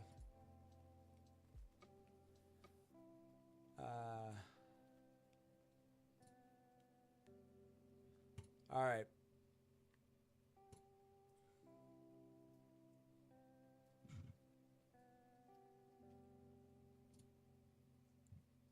Well, I'll see you later, man. Peace. Now I gotta end the stream. Fun night, chilling, grilling. Hopefully I'll see you guys another time. But keep it real. Be still. Love you guys. Peace.